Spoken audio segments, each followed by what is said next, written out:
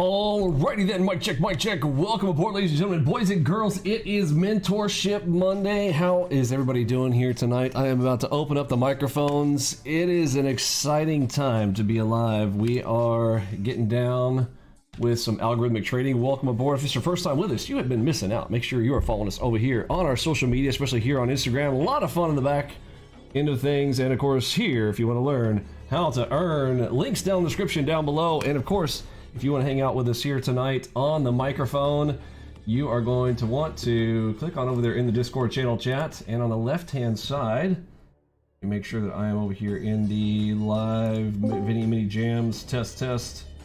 There we go. I am in there now with you guys, and let's come on in here into the training window and talk about some topics here tonight. Folks, I've got some super duper exciting news. How many of you guys are Mac users? Do we have any Mac stacks in the house? Any just absolute diehard Mac folks in the house? Let me pull up our chat here, and we'll pop this over here so we can see it. Do we have some Mac folks?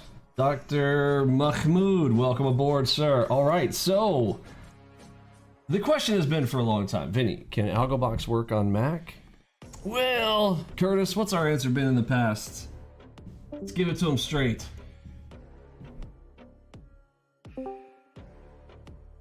Oh, he's not on the mic. Sorry, Curtis, didn't mean to put you on the spot there. Are you still there? I don't think he's on. Well, the usual response to that answer would be no. There we go. There we go. No. What's up, brother? All right. So, no, Mac is not a possibility, but now it is. Algobox is now available on Mac. Now, not in the way that you think it is, because you're still going to have to use a Windows interface. But how many of you guys have heard of a thing called Unity? Mac folks, Unity. Anybody? Let's see if you got anybody in the Unity section. Let's see, David Marshall, Michael M, Dr. Mahmoud, you guys familiar with Unity? Anybody? I'm just kind of curious. You love Unity, great stuff, fantastic. So David Marshall, all right. So I am looking for a volunteer to actually do this, because again, I do not own a Mac. Actually, I have one. It is in disrepair, and I'm not pulling it out. No offense to anybody who is a Mac person. I'm not a Mac person, but I have done some research, and it works pretty nicely. You guys are going to be able to run Algobox inside of Unity. And now in the past, why have we not been able to do this? Well, mainly performance reasons. Performance was just something that you need a pretty high-end machine to do the calculations that we're doing. We have streamlined a lot of that in our latest release. So if you have 8.5.2.2, this will now allow you to trade on Mac in Unity. So that's a short version. So good news right there. Start number one. You volunteered? Awesome. David Marshall, appreciate you standing up. If you can do a little, maybe a little walkthrough tutorial, doesn't have to be anything crazy. You know, I'll take it afterwards and maybe do a highlighted review of your video. Yeah, but if you want to do a quick video tutorial kind of walkthrough of, you know, Unity, how you set it up, you will need VMware Fusion. So those of you guys who are not familiar with that, I think most Mac folks kind of are. A lot of things kind of require this these days anyways. I'm going to type that properly. Okay, so VMware Fusion, okay, plus Unity. All right, and then version 8.5.22 or greater, if you are watching this video at a later time, you will be able to run Algobox on Mac. All right, so that's one good thing. Let's talk about, I appreciate that, David. Anything for me? Thanks, man, I appreciate that. So let's talk about some of the other cool stuff. How many of you guys so far have tried out the new headshot bot or the two-finger salute bot? How are you guys liking that so far? Because I'm going to be doing videos directly around those. So first thing, we're kind of just getting some of the, you know, we're going to get warmed up here tonight. Trust me, there's going to be a lot of cool stuff here tonight. We're going to be doing some video reviews on some specific trades. We'll have open mic for anybody to open, who've got questions going on. But just doing a little housekeeping here to start things off. Let's see, what's your opinion of Parallels desktop? So you can, look, at this point, anything that can run Windows, and if NinjaTrader is running on it, it's fantastic. So Parallels in the past have had some issues. People were running it on it, but there were some performance issues. Now, inside of Parallels, I believe that's full desktop. You know, I was showing the Unity because now you'll be able to run just basically click on, run the NinjaTrader via Unity, and it doesn't even look like you have a Windows interface, and will allow you the freedom of multiple screens and stuff like that if you've got your multi-screens. And again, of course, you can always full screen across all those, but yes, Parallels released a version that supports the M1 Apple chips now. Well, there you go. So cool. So if somebody wants to test that out too, I hadn't even considered that. The item that I had seen recently was being able to run it inside of Unity. But yeah, if Parallels, if somebody wants to do one of those as well, that would be fantastic. We're going to be loading up the new website, algoboxpro.com, with walkthroughs on getting things set up with Algobox and things like that. So it would be great for those of you guys who are into Mac. That would be fantastic.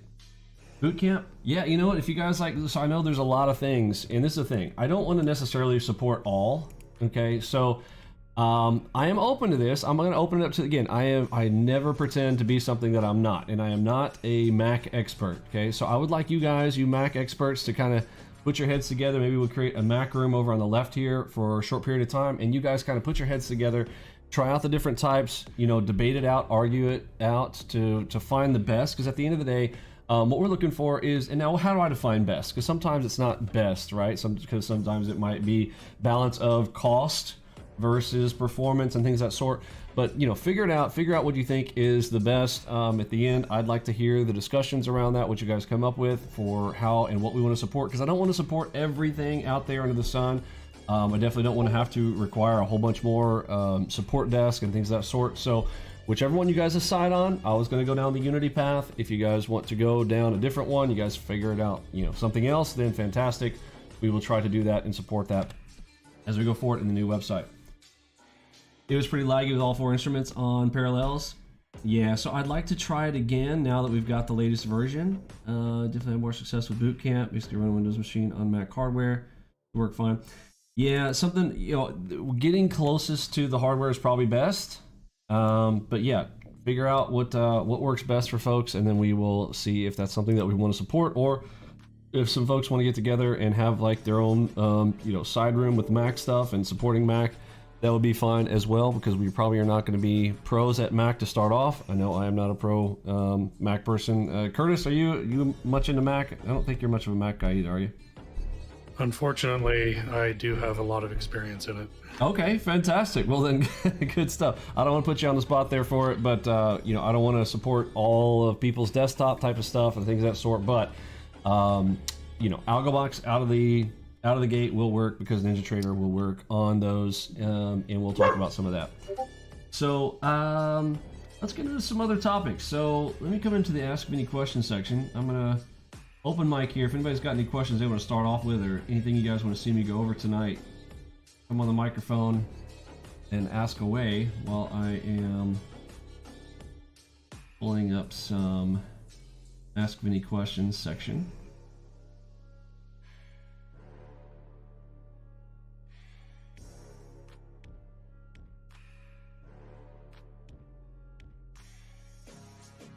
When you open Algobox, should you create a chart with different Algo Bars, please? Can you explain a little bit farther what you mean there, my friend?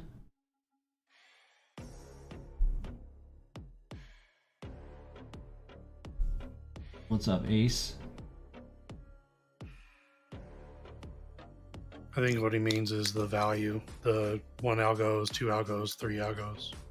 Yeah, we can definitely do that. While I'm there, I was going to actually do a separate video on this tomorrow on specifically loading these custom times, but I'll go ahead and do that now. Okay, yeah, we can do that. And dude, where did my baby? Oh, I'm collapsed. I'm like, where's Ask Me Any Questions section? Wow, it's been quite one of those kind of weekends. Shoot. All right, so I had it collapse there. Let's see. Let's open here. Links to Algobox Pro is not working. Not able to purchase any option. Is it working? Yeah, it's not. So Algobox Pro, as of right now, is, I mean, it's in this weird discombobulated state. Stuff's just not right on it. Like if you scroll down here, you'll notice like we've got text is the wrong size. I got stuff that overlaps each other when you start to expand it out. These things aren't supposed to be overlapping like this. The other day, this top side was like white. WordPress was down over the weekend when I tried to fix it. Just all kinds of crazy stuff going on with it. So not functioning. And if you're going to the pricing page, so you'll see what the pricings will be in the future, but this is all like the sizing is all wrong. The buttons are not functioning. So no, anybody who's trying to come onto the new website, not there. So I would recommend hop over to vinnyemini.com. Our pain is your gain. So we're gonna do something else even crazier. Right here, if you click on this final lifetime offer, yes, we have the one-time payment option, okay? But if you check back here tomorrow, we got two things going on here. I've been talking with Mike Schwartz. He's been doing a great job talking about, you know, he's still doing a lot of point of control, a lot of volume profilers, you know, at the big picture time frame and things of this sort. And a lot of folks have been seeing Algobox through his channel. So I'm gonna hook him up with his own custom website link for him to give discounts to people. And along with that, underneath here, we are going to do a payment plan option. So if you guys are interested, if you're like, well, I can't really afford a $49.97, but if this got put on a payment plan option, I'm going to do that right now here on the website, so you guys do not have to come and talk to me about that. A lot of people have come to me and gotten that personally. So right underneath here, be looking tomorrow for a discounted offer there while the old website is still here. Once the old website is gone, this is all gone. Okay, so you want to take us up on that opportunity, because if you kind of come over here and see, it's basically the same price that you are going to pay a year for. You're getting lifetime access, including the 3 robots, and we're going to talk about the 3 robots here tonight. So but to answer that question there, yes, you're right, it's not working. So sorry about that. But again, our pain, your gain. Check tomorrow and you'll have the final offer there with a payment plan option, and hopefully that helps you out. All right. Yeah, WordPress, you hate WordPress. I love it and I hate it. It makes a lot of things easier, and some things it makes it harder because you're dealing with plugins and stuff that third parties have created and yada yada. So you know, good with the bad, right? Over so I can get enough space here on this. Let's see. Please, I'm new here. I want to know if you guys trade on cryptos too, or it's just Forex. We do cryptos. In fact, it's a good question here. I want to show you guys something on NinjaTrader. So if you come over here to the NinjaTrader website and you put in your email address, okay, and I'm going to go ahead and click on download. I think it'll take me straight to it. They've got me in their system. Let's put in an email that we don't know. How about johnnyjoe99@gmail.com. Wait for it.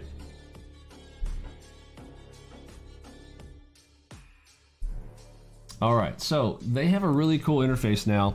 So if you are brand new to NinjaTrader and you have not gotten a data feed yet, you'll want to click on yes. You know, for myself, obviously I already have it, so it's like no, but I'm going to go ahead and go down this route and want to show you guys something. You see this right here? So there are 3 classifications of things that are based out of NinjaTrader. Now, can you trade stocks? You notice that stocks isn't on here. I wish they also had stocks here, because technically you can connect your data feeds with stocks as well. So it's a little bit weird, right? That's why I want to do a full video around this. But some people were asking about cryptos. Yes, you can definitely do cryptos. The cool thing about these two right here, these are completely free. You'll never pay for these. Just the way that these that the data works on these is because there's no centralized exchanges for these. So there's nobody to pay. Okay, so you don't have to pay. Those are always going to be free. Futures, again, that's what we trade. There are a lot of advantages to futures. You know, we've talked about that extensively on the left-hand side of Discord. There's a whole section on futures and all the advantages, but futures, there's always going to be a cost because this comes through the CME or the ICE exchange, and each one of them is going to be a centralized exchange depending on which futures that you're going to be doing. Now, the one that we always do is called the CME pack. So if you're looking for a particular bundle, well, which ones do you guys trade, Vinny? The CME, it's also referred to as the CME bundle. So if you're looking for it, you're going to be looking for the CME bundle when you make your selection. And what does that include? So this is the individual data feeds for each of the instruments that we trade. So NASDAQ, Dow, Russell, ES, crude oil, gold, those are all included in the CME pack. And this runs about, don't quote me on this, I think it's either $8 or $12 per month for top of book. And no, you do not need the full data sets for those for, I'm sorry, not the full data sets. You don't need the depth of market, you just need top of book. So the cheapest one there. But yes, you can choose cryptos. Right here is the answer to that. And so once you select cryptos, they will send you a link to that, go straight to it and download it and get running. Okay. So you notice if I do futures, well, they want some additional information. If I click on, on Forex as well. Interesting. Crypto, you don't, you can just go straight to it. Forex is going to sign you up with forex.com, and that is the preferred vendor through NinjaTrader that is supported by them. And I like that one because it's also going to give you volume data. Now, this is tricky about volume with Forex, right? There's some things about Forex. This is a distributed exchange, right? It's decentralized. So how do you know what the volume really is? Well, that's the thing about it. You never really know what the true volume is. You never know all of it. That's one of the disadvantages of Forex. But if you are on one of the largest exchanges, again, there are, I won't say, is it the proper word to use, exchange? They are, yeah, I mean, they're decentralized exchanges, right? So whatever broker you're using, they're their own exchange. They are giving you the data feed. So you're only seeing your data feed for your provider, right? So why don't you get with the biggest provider, and then you'll see that volume. It's going to be the most accurate. Does everybody understand that with Forex? A little bit of a nuance, but figured while we're here, and just, random knowledge that, whether you're a Forex trader or not, maybe you don't need it, maybe you do. But yeah, so to answer the question, yes, you absolutely can trade cryptos. And yes, there are micro cryptos in futures. So that's the thing about futures. You can trade futures on micros. So it's another little bit of a weird nuance. Okay. A futures contract on cryptos. Okay. Yes, there is a Bitcoin mini, for instance. I'm sorry, micro. A Bitcoin micro. And, instead of having to have $40,000 per contract, you can have 4K. Okay. Still pretty expensive, but it's a tenth of its usual price. Make sense? Okay. Now you can also trade it directly though. You can connect, I believe it's the BitMEX exchange. Don't quote me on that, but I believe that is one of the ones that NinjaTrader can connect to. I haven't looked at it in a while, but they may have more. So just a couple things to clarify on that. Let's see, how to talk along with the chart analysis. How do you guys work? Okay, so before we get to that one, let me pop back over and I'm going to run NinjaTrader here and I'm going to show you guys how to add custom algo bars because somebody was asking about that. $12, thanks River. He said $12 currently as of today, and we're a couple days from April here in 2022. So let's show you guys how we load up an algo bar chart here. All right, so on the, I'm going to move this one to the center here and get it a bit bigger.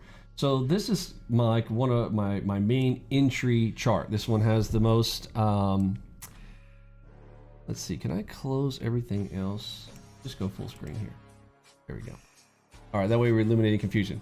So what you're gonna be doing is looking up here, and normally in this drop down, you are not going to have algo bars as a selector. Okay, now I have it on mine. So I'm gonna answer the question on, well, how do I get this to where algo bars are also showing in this drop down? Okay, so I've got algo bar 1s, 2s, 3s, 4s, 5, 6, 7, 8, 9, 10, right? So, and I created each one of those. You can put any ones you want. If you only use 2s and 4s and 5s, cool. Then set that to 2s and 4s and 5s. Here is how we do that. First, if you want to select it on any chart anytime, you're going to right-click your chart. When in doubt, right-click, select Data Series. So we're going to change the Data Series. Data Series is the type, one of those words you're going to want to know about. The Data Series is literally what time frame you are going to be running on. This is what NinjaTrader refers to as your Data Series. So in the type, we are going to be selecting algo bars. Again, this is a custom type. All these come with NinjaTrader. We're going here to algo bars. This is we had some interesting stuff in the past. I may need to, at some point I may rename this, so don't just get hooked on this being the trendy, all right? But we are looking for a trend of X number of bars, and it's hard to explain how that works internally, but just we call it the trendy tick, okay? So the trendy is actually the number that you're looking at. I know that seems weird. Maybe one day I'll change it. It's just been, we're pushing forward, moving fast, break things, and it's just what it is, okay? So we can set this to 2. This is really agnostic to anything. This doesn't really matter. I override this whole thing internally anyhow. At some point I'll probably pull these out, maybe in the next release, but for right now it's still best probably to go ahead and set this to tick and set the trendy to, in this case I would want to do 1s. Right now I'm on the 2s, but if I wanted it to change it to the 4s, I would change it on 4s, and then I'm going to click on OK. Bam. Now in the past this has been pretty slow for me to do multiple days. You notice that was a full 3-day series, 3 days of data series. Did not take very long for that to load at all. This is some of our performance enhancements that we have included in our new packs, which is why everything can now run even on Macintosh under Parallels or Basecamps or Unity, etc. Okay, so this is how you change it manually, right? Now I'm going to show you guys how to change that, not manually, not having to come in here and do all of that type of stuff, the quick way, right? So little shortcut tip, we'll put this as a tip video. We come right up in here into this selector, and now they've got this cool little feature right here where we can click on configure. This was not available in prior versions of NinjaTrader, so this is really neat to have this. So now I can add my own. I'm gonna go ahead and I'm just gonna remove my current ones, and I'll just show you creating this from scratch, okay? So removed, and this is what you're normally gonna have is minute, range, tick, volume, and day. This is stuff that comes out of the box with NinjaTrader. So we have a custom type, so I need to add it, right? So obviously I'm going to select my Algo Bars, and now a value of 1. That's pretty cool. Let's add another one. Instead of a 1, how about we're going to go with the 2. We talked about tick earlier, and I don't think I can save this as a default, so I'm going to have to select that every time. And click on OK. Add another one. Oops. Right here. So I'm going to do a 3. Tick. Pretty simple stuff, huh? 4. So I configure this one time, and then I don't have to do it again.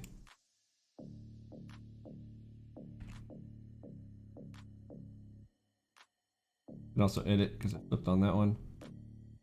And I missed a 5 in there. Now I don't know if I can shift these in order. Let's see if I can do that. Oh, look at that. I can move it up. Whoa, cool. So you can put these in any order that you want. And yeah, so for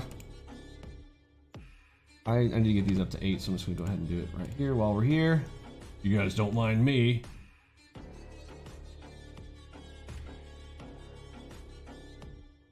There we go. All right, so now that will save, and now I can just hit the drop down and select any moment. So if I want to change this, bam, want to change it to, I'm gonna go to 5s, bam, done. Like magic. Beautiful. So great question there. Any other questions around that?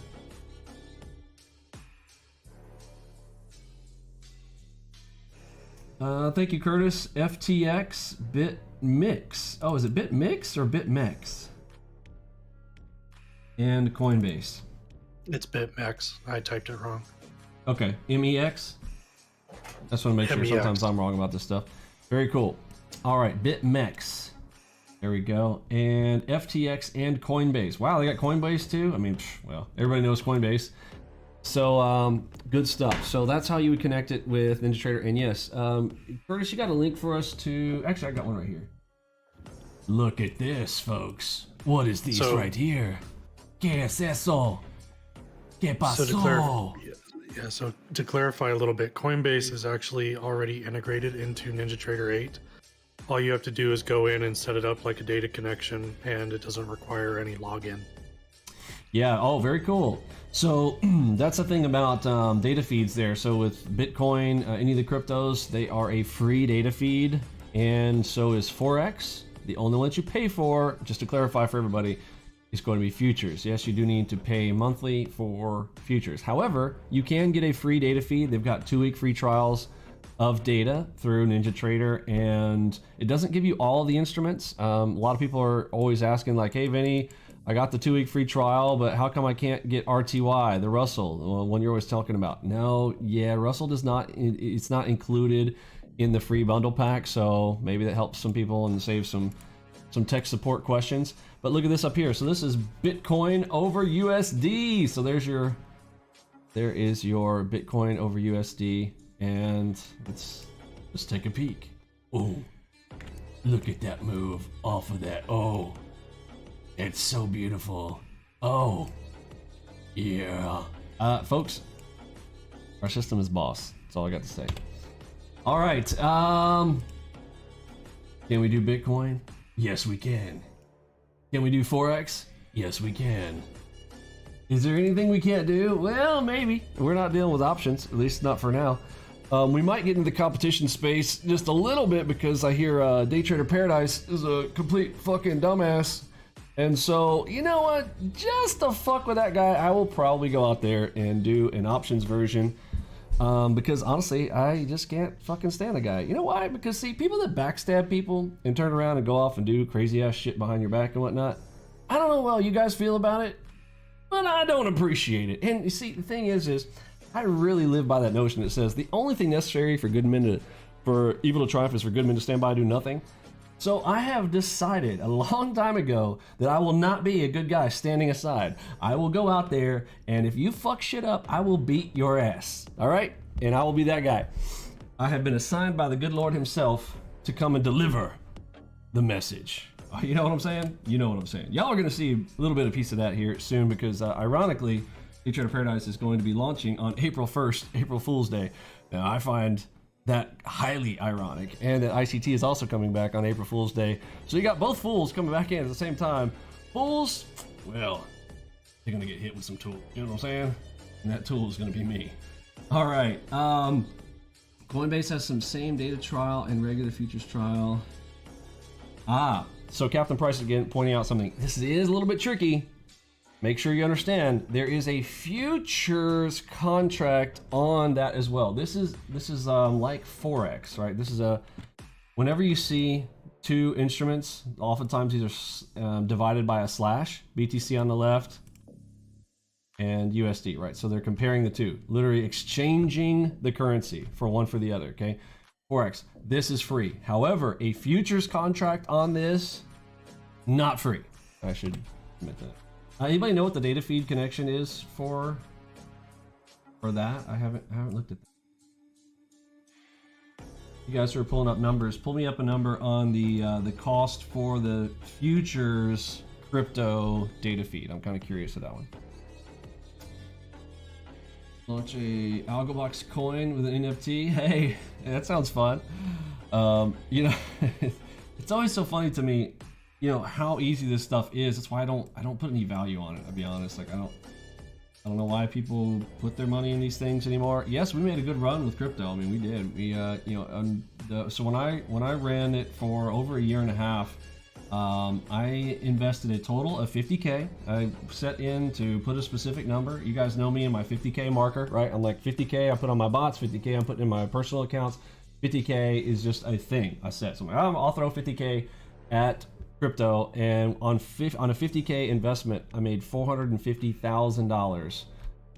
You know, in around a year, about a year or so. That's a pretty huge, you know, move on that. So it's not like I don't know anything about crypto. I don't know how to trade crypto, or it's not that I'm not familiar with it. I'm very familiar with it. Did a lot of research, a lot of study. Almost everything I did on that was Ethereum. I also did Monero. You know, I did research and kind of studied into all those. I also did, what was the little one? Oh, Ripple coin. I just saw Ripple up here, and yeah, I did some Ripple as well. But yeah, as far as, you know, making your own coins, I don't understand how they have value. XRP, there we go. Yes, XRP. You know, everybody talking about how that was gonna.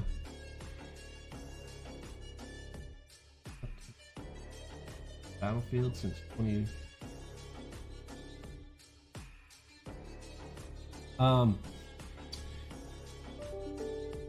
Yeah, so that's the XRP thing. Let's see what other kind of questions we got answered there. cryptos, just Forex. We answered that. Can you find an audio box on YouTube of the first edition as well if you know where to look?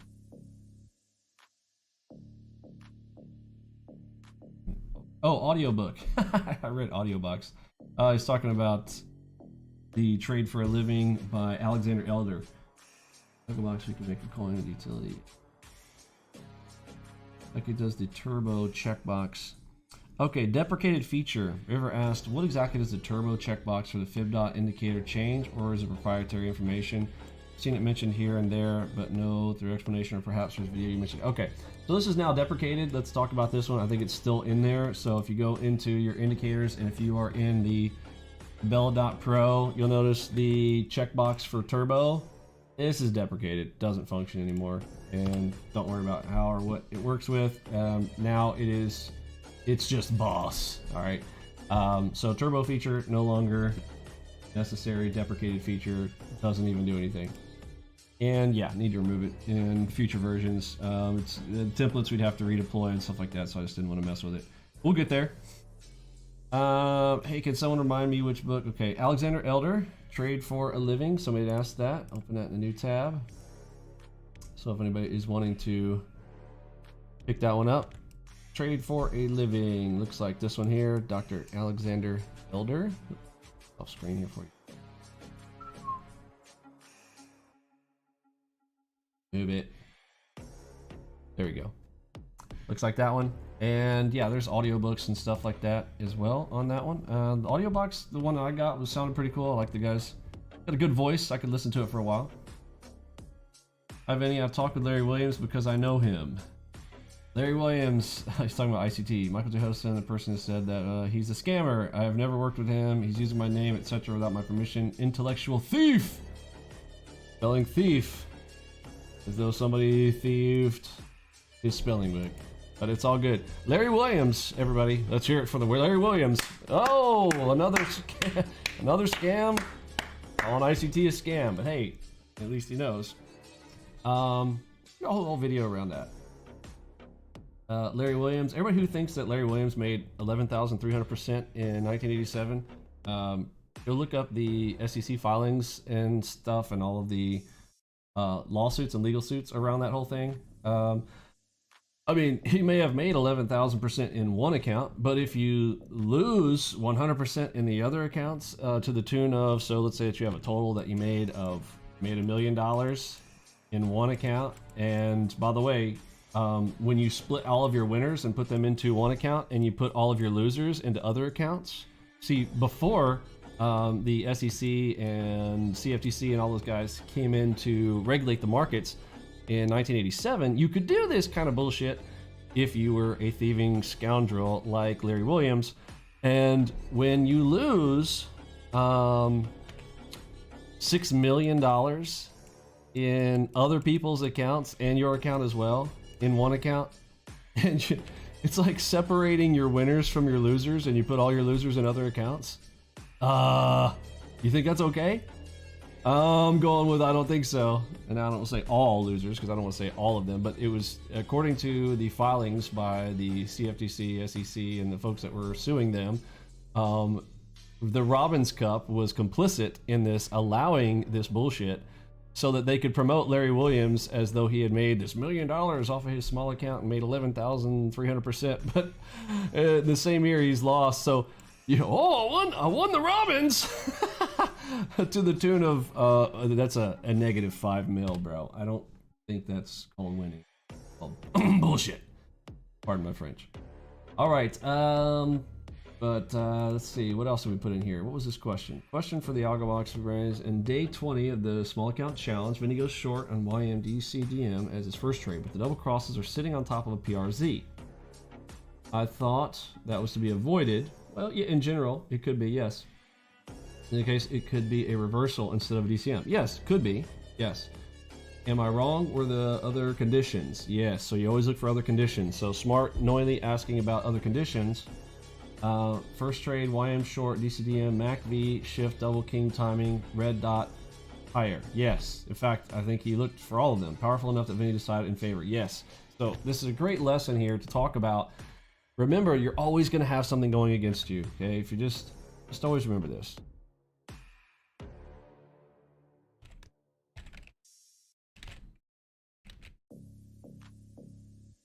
Okay, I mean, people are like, oh, I'm just gonna wait till everything is all lined up from here to Tokyo, right? And that some people have done that. By the time you do that, when you wait for every single dot alignment, and I'm not talking about just our dots, I'm just like check boxes, checking off the list. If you were to wait for everything, every single checkbox on the list, by the time you get here, you know what's left of the move? Like this. Okay. The whole move where you might have gotten in on, you know, okay, hey, you know what, I got about 3 or 4 things going with me right about here, and I'm entering in, going long on the scenario, okay?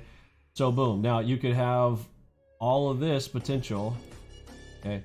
But by the time you wait for all the check marks to be out, you're left with this, okay? Very tiny small profit. So in general, you're always gonna just know you're gonna have some things going against you. You gotta put some risk. There is the thing about our industry, and that is maybe hard for some people to understand, like we are going to risk. There are going to be things going against you, like everything is risk. I mean, how do you know on anything that you do in life, when it comes to business, like any amount of money that you spend, if you rent the building and you go out there and I don't know, you start a restaurant, you launch the restaurant, you put all this money and dedication, how do you know that customers are going to come through the door?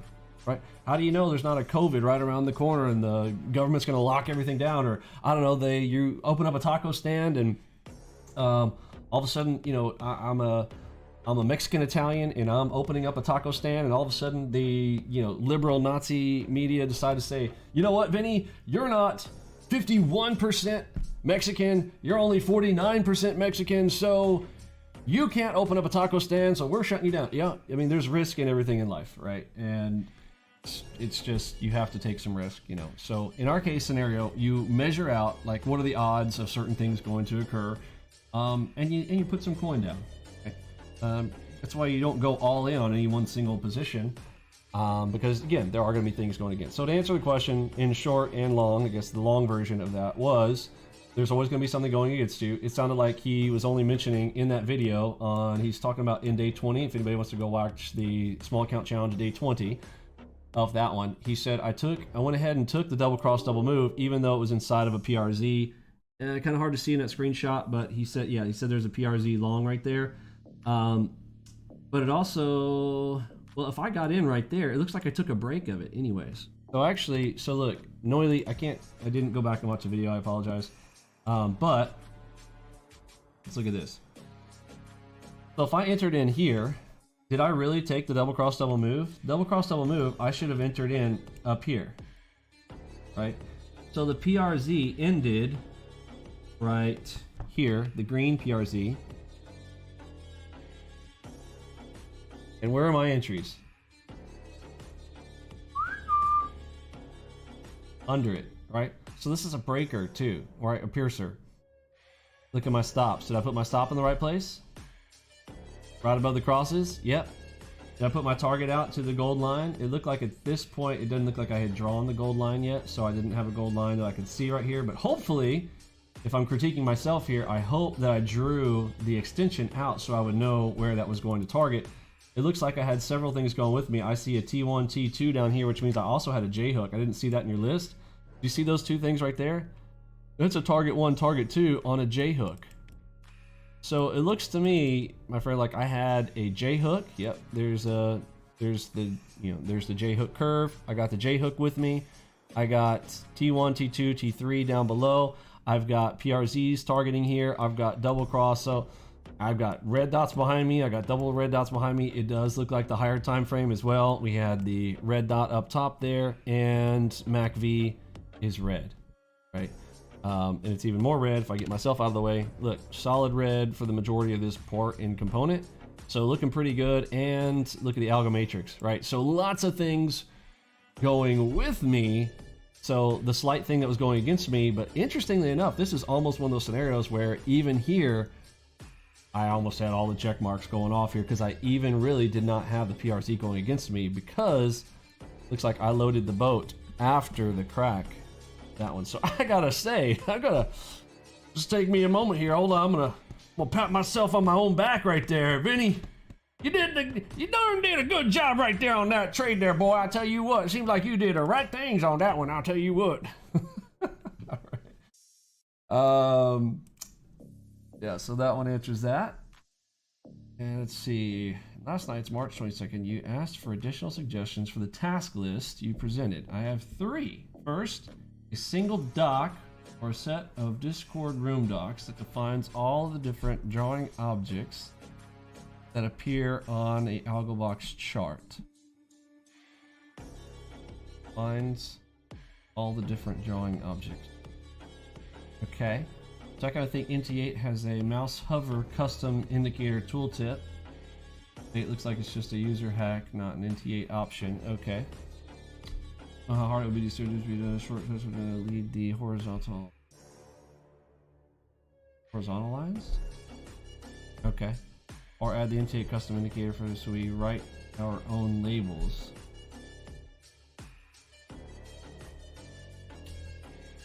Write our own label?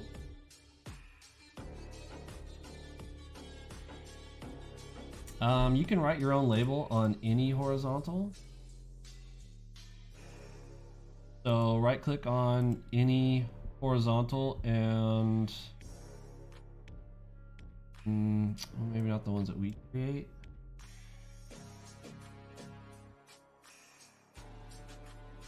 Let's see, if I draw my own, if sticks.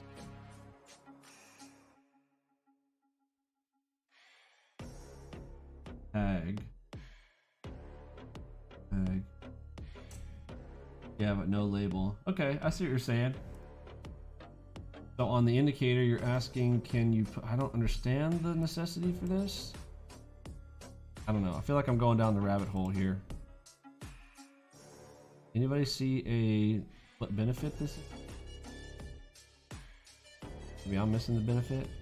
I mean, I'm tempted to say I don't see a benefit. Table H line.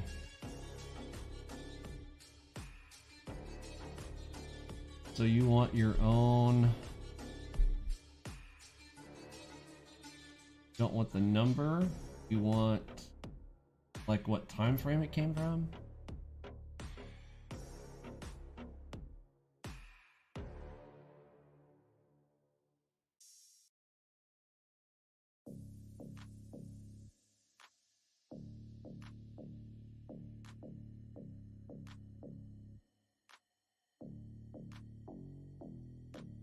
So here's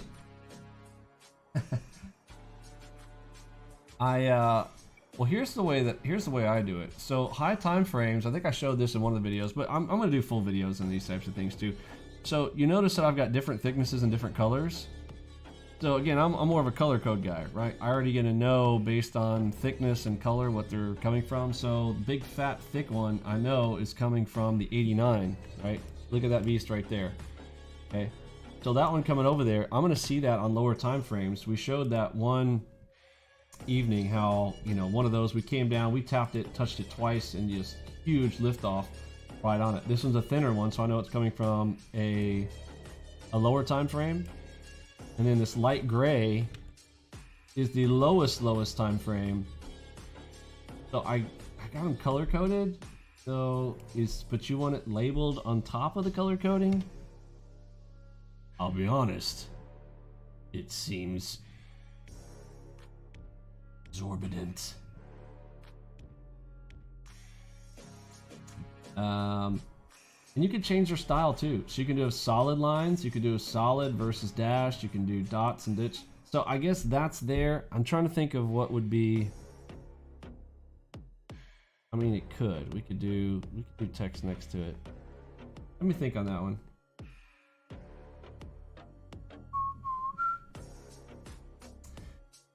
Jonathan Rubin, Vinny equals clown. Well, what's interesting about clown, let's talk about how silly your questions are. So you're one of those, you're a Dunning-Kruger, so we got a Jonathan Rubin in here. What are the stats on your indicator? First of all, there's no single indicator here. These are algorithms and stats on your indicator. What are statistics on your indicator? Statistics, again, Like, there's no definition around that. Statistics of what? You would have to have actual trade stats. Do we have trade statistics? Yes. The only clown here is you. You're a low IQ moron, and I'm going to go ahead and remove you from the room. Thanks for coming by. You have to be semi-intelligent to be here, my friend. You don't qualify. Let's see. I think he thinks he's about labeling for the globally drawn horizontals. Yeah, so what do you guys think? Quick voting poll here. Like, is the color coding and the ability to change the style not enough? Because that was kind of the point of those, is to be able to, if I come in here on Flowmaster Bubble, that I can change this to whatever color. I can make dash dot dash dot dot dot dash solid, and then the thickness coming from a higher time frame. That's the way that I would tell you guys to use it. Then again, I know I haven't really done a video around this. I mean, I have, but really it's not an official one. Color style's enough. Yeah, and then text, I do think it would be a little bit more messy too, because I'm like trying to think of where would I put it, and I already have so much text going on in here already. We are trying to reduce the field when possible. We want everything there without going too far, right? You want to push the envelope so far without going over the edge. You know what I'm saying? Like that's the delicate balance of a proper layout, in my opinion. It does. Yeah, and it does take a little bit to get used to. And we do have some color codings for things, right? We don't have that many colors, but this is something to think about too. So what's our strongest color? You know, debatable, we've got two. We would have, oops. So blue, and we got pink. These are going to be our, debatably, our two strongest, right? So from top to bottom. And then we've got brightness of greens. I can't really change greens, but we've got, you know, two greens. So we got from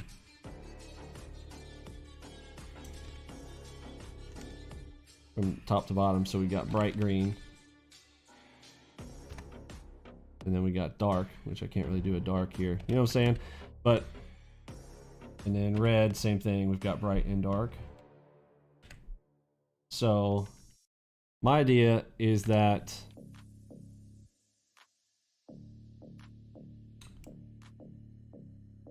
so high time frame, this is going to be, so coming off of the 89.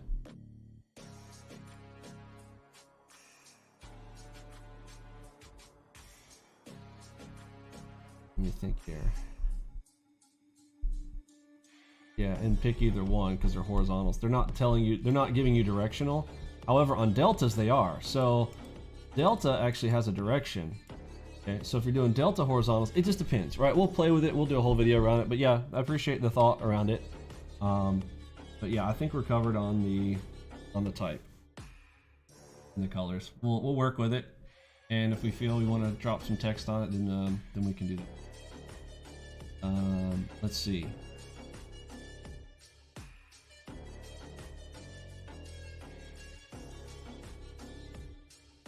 Lost my window with the ask me questions.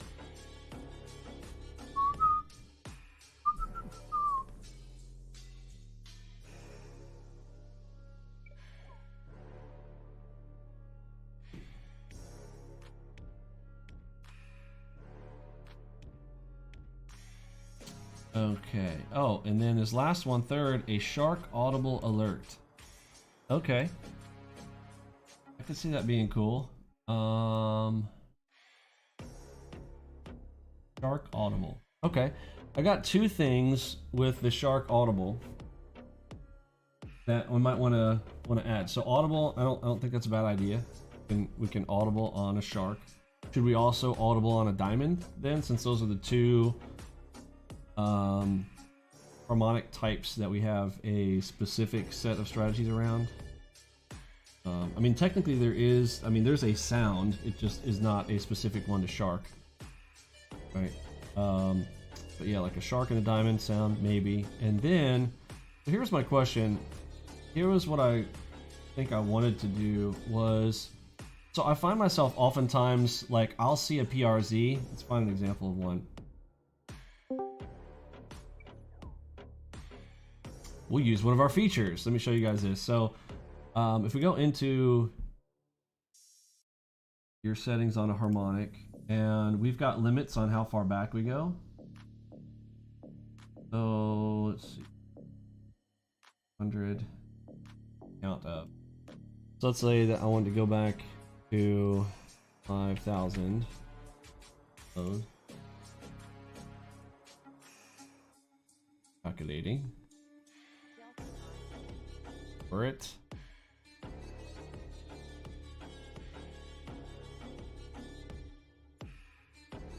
Boom. All right, so let's see. Here we go. Let's go with a bigger one. How about like this one? All right. So let's say that I see that box right there.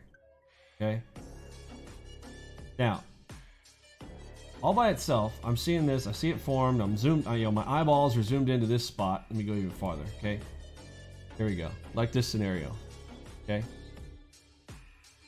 So, how can I tell if that's a shark box or not? A couple of things. Oftentimes, a shark will have a line down here. So that might be one thing. But it makes me think. I always find myself, I waste clock cycles in my brain going, okay, did this come from a shark? Or is it just something else? And I see to the left, I got a deep crab. I can see that the crab's back behind it. And I know it's not that, right? In fact, that's going to be one into the future. But you see what I have to do? I have to look over here to the left to see the start of the Gartley. You guys got me so far? So this is, you know, can be problematic. But what if I move the label from there to, I don't know, on the PRZ, like right here? Make sense? So this will probably be an enhancement in the future. I'll move them from where they currently are. There's another one, like diamond. Okay, so I see diamond. Okay, and I know it starts here, but there's so many here. I can see it here. I know that it's right here, right? But if you look at that, how do I know that was a diamond? I have to look. I have to eyeball it back over here to the left to see where it came from. Everybody kind of get that? So if I just had the diamond label right there, be cool. Maybe. Now that may create more problems because I see those are like, you know, layered on top of each other. So what do I do when I've got a bunch? But when we have bunches of them anyways, we already have, it's called a multi-PRZ at that point, right? So I don't know. We'll try it. Or maybe I'll put an option where we can have both. You'll have a text left or text, maybe have start or PRZ where you want the text label. Something that I kind of want for myself. So, so suck it. That's what you're going to get. John, you love that idea? Okay. Most of the time, the things that I'm building are things that I'm like, I desire them for my own self. I'm like, yeah, I want that, and so I'll do it for myself. So you guys get it. You like it, but if you like it where it was, I should leave it there because I've literally had it that way for the last. If you're used to it, you know. And I've been using Vinny. I've been trading with your system for the last 5 years, and we've had harmonics for 3 of those. So yeah, label it. Sometimes cramp each other.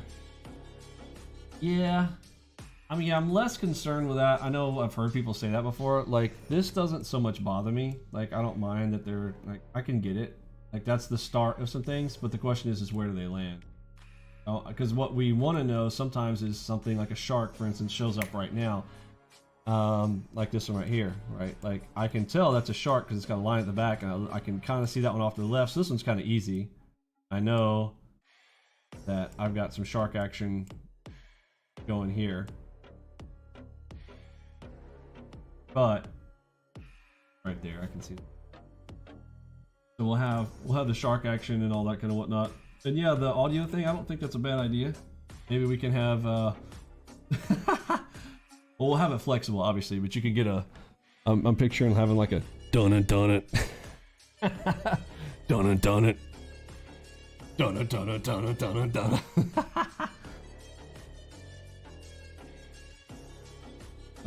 Tooltip on mouse hover. Want a tooltip on mouse hover on what?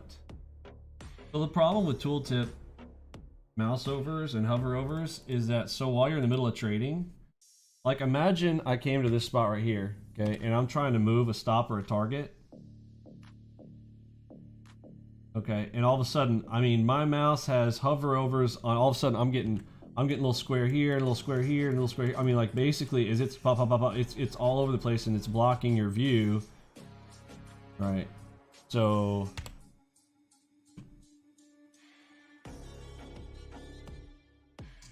yeah, on the harmonics. Well, the problem is what happens when you have multiple harmonics. You know, so I'm putting my mouse over this. And it's like, which one do I show? Do I show all of them? Right, a tooltip text has to be singular, so it'd be a real pain in the ass. I'm telling you right now. And really, you should be having your finger over the triggers, okay? I hesitate to ever put anybody, like, I really want you guys, a lot of you guys are not hovering your mouse over the buttons enough. You guys, I think a lot of you are so used to having your, you know, drawing all the time and feeling like you got to draw labels and you got to do all this stuff that you guys have done from previous places, and you're like, I gotta use my Fibby tool all the time to figure out where I'm going to do things, that you always got your damn mouse hiding, like hovering over here, when you need to have it, like, you should be biased buy or sell and ready to just click that button. Now I know I've heard some people, like, you guys have put your binds for buys and sells over on your G keys on the left, so if that's you, I mean, I get it. All right, but you know, I'm all mouse work, so if you're mouse working it, you should be over here. So the only, you know, clause of that where it wouldn't be is if you guys have your buy and sell on your G keys on your keyboard. Okay. Any other reason I would say that that's probably a bad idea. Whiskers doesn't go to sleep until he gets his sick. What's up, Whiskers? Just late for you? It's good, brother. Good to have you with us, sir. The legend himself. How do you differentiate between crosses on add versus crosses on exit?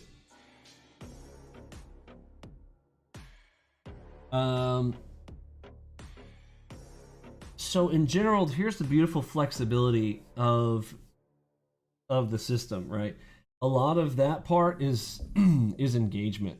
And so if we look for an example, remember, we don't want to enter in on a single cross, and I really shouldn't want to just exit on a single cross either. So same thing, do I really want to just exit just because of a single cross? No. Will I exit part on a dot?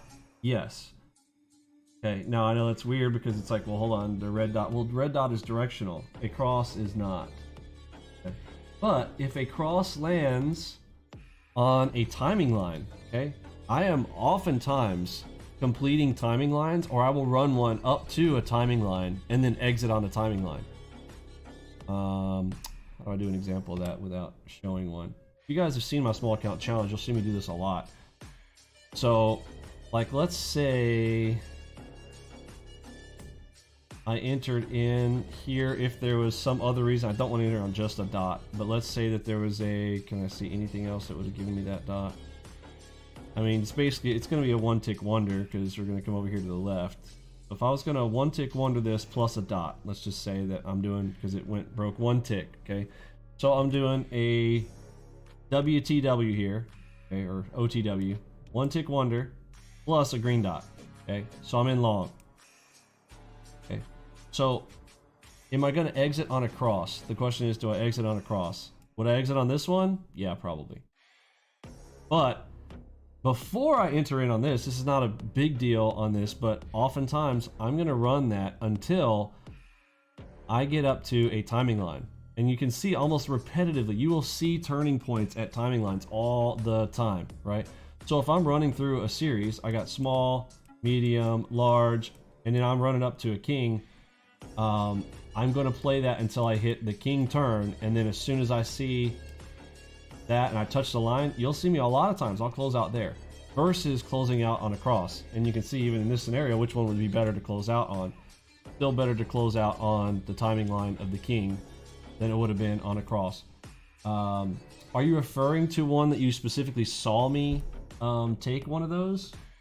Exiting on a cross? I don't exit often on a cross. I'm not saying that I haven't, but I imagine if I did, I was going to take some off. It was probably taking some off. Like literally, I'm not going to close out an entire position unless I was already towing the water. But if I'm in like if I'm in a full position, you know, no, I'm going to maybe take off partial on a cross. But that means it's going to be if I've got a lot of things going against me, for instance. So if short's favorable and I'm getting long and I'm looking over at the MACV is also telling me like I should be short, but I'm on a long position, I might exit on a cross in a scenario like that. Like any reason for me to bail, I mean, I could. So add versus taking off, not exit. Now this always gets me right here. Somebody gets me on a tangent of talking about like one thing. I'm sitting there like, dude, I don't really see myself doing that, but and he's like, oh, my bad, I meant the opposite. I don't sometimes I don't understand the opposite thing when people really get like, you're asking a question but you literally asked the wrong thing. Okay, now adding to a position, well that's an easy one. So I'm always looking to add on a cross if I'm already in a position.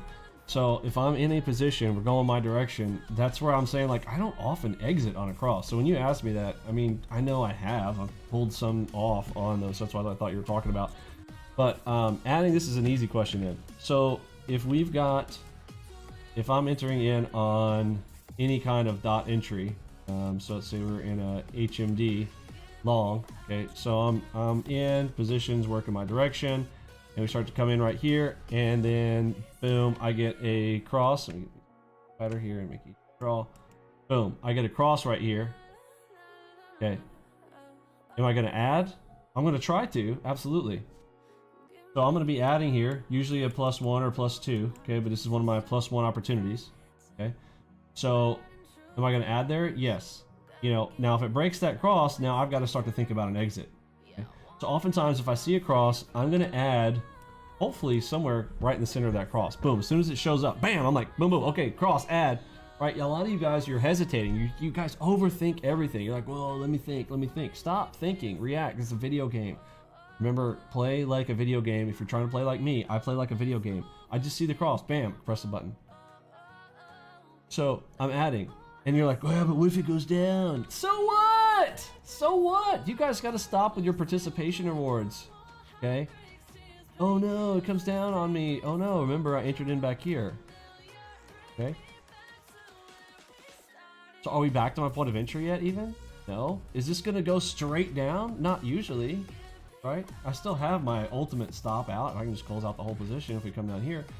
But if I add, and it starts to break on me, well, I do need to take those off, right? Because that means that, well, those aren't working right now.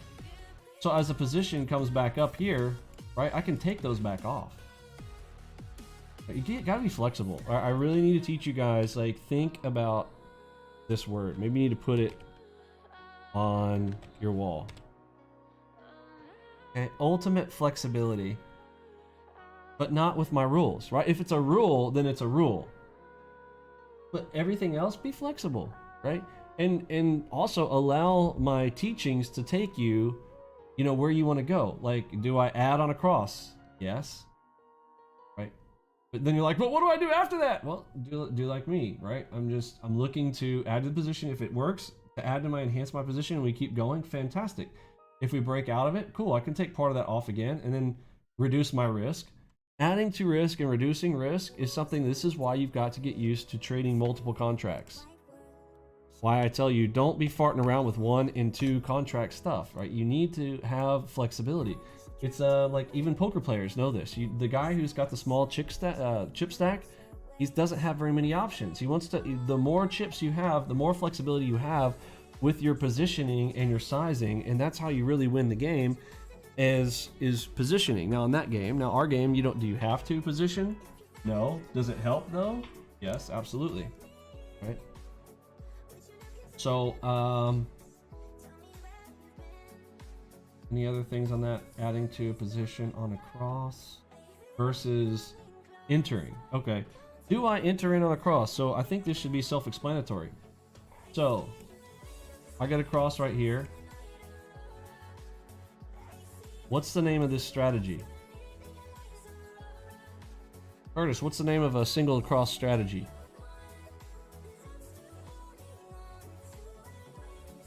There is one? Question mark? There isn't, right? So the trick question answer is there's not, right? There's not one. So am I going to enter in or initiate a position on a cross? No. Very simple answer, right? This is in our, we have a phrase about this. It says trade nothing alone, right?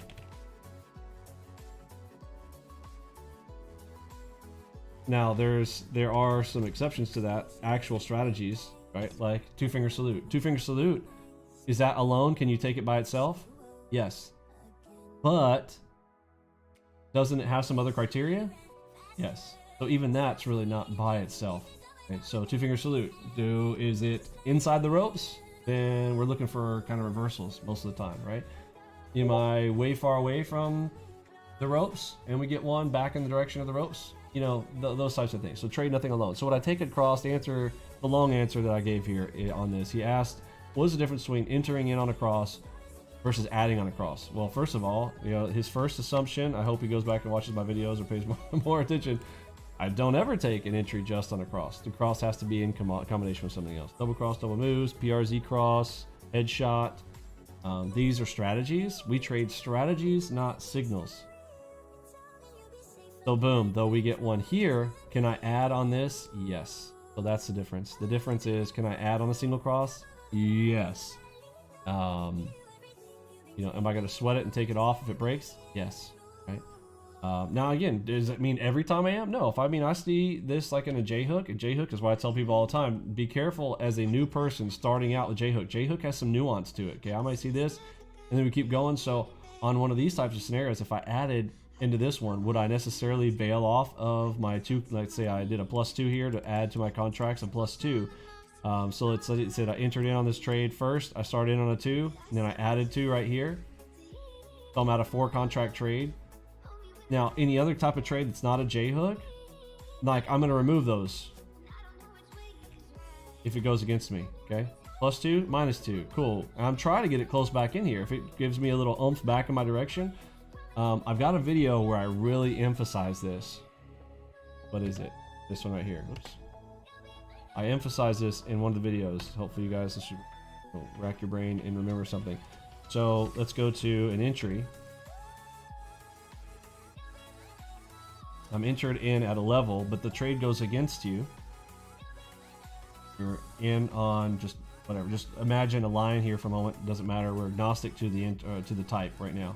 Okay, trades go in your direction, stops working, kind of starts to come against you.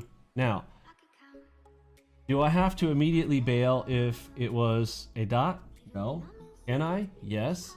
But if you guys have seen positions where if I'm working on a position, I want to add and try to build to my position. If you are holding a position, let me just ask the question to see how many people remember this. Do I ever want to hold this position back to my point of entry? Pop quiz. Trade's working against me in the negative.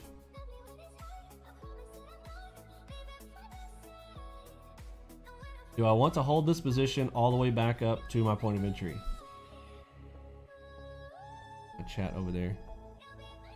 Anybody on the audio mic want to help me out with that one since I can't see my chat? GP, no. Aaron Korn, no. Very good, very good. You guys are saying no. Do I want to maybe allow the position to work a little bit and come up my direction? And if the trade reaches right about here, what should I do right here? Pop quiz. If my position works back to right here, what should I do? Pop quiz. I will give you a hint. There's 2 things you can do right here. What can we do right here? Mixed bag. People are saying exit, add. Mostly exit and add. Okay. Exit is correct, but okay, I'm glad we put this out. This is a good one. Mm-hmm. Reach for your blue button, folks. What are the 2 blue buttons? Oh, we got some reverses going on. There you go. All right, so if people are saying reverse, then give yourself a pat on the back. It is a trick question. This is not one used very often, okay? But I would rather see you, if a trade starts to, like, if it does not do exactly what you expected it to do, doesn't get to T1. Oftentimes it's what I call the T1 failure.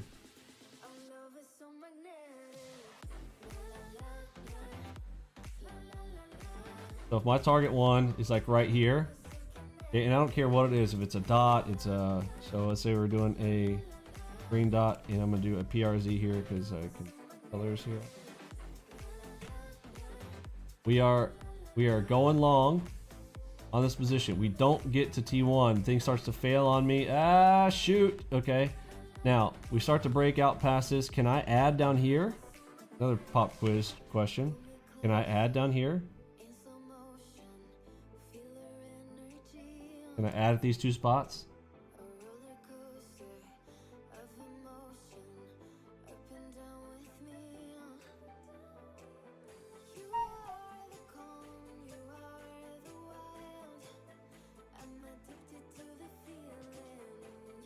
What did we get for answers on this one, CG?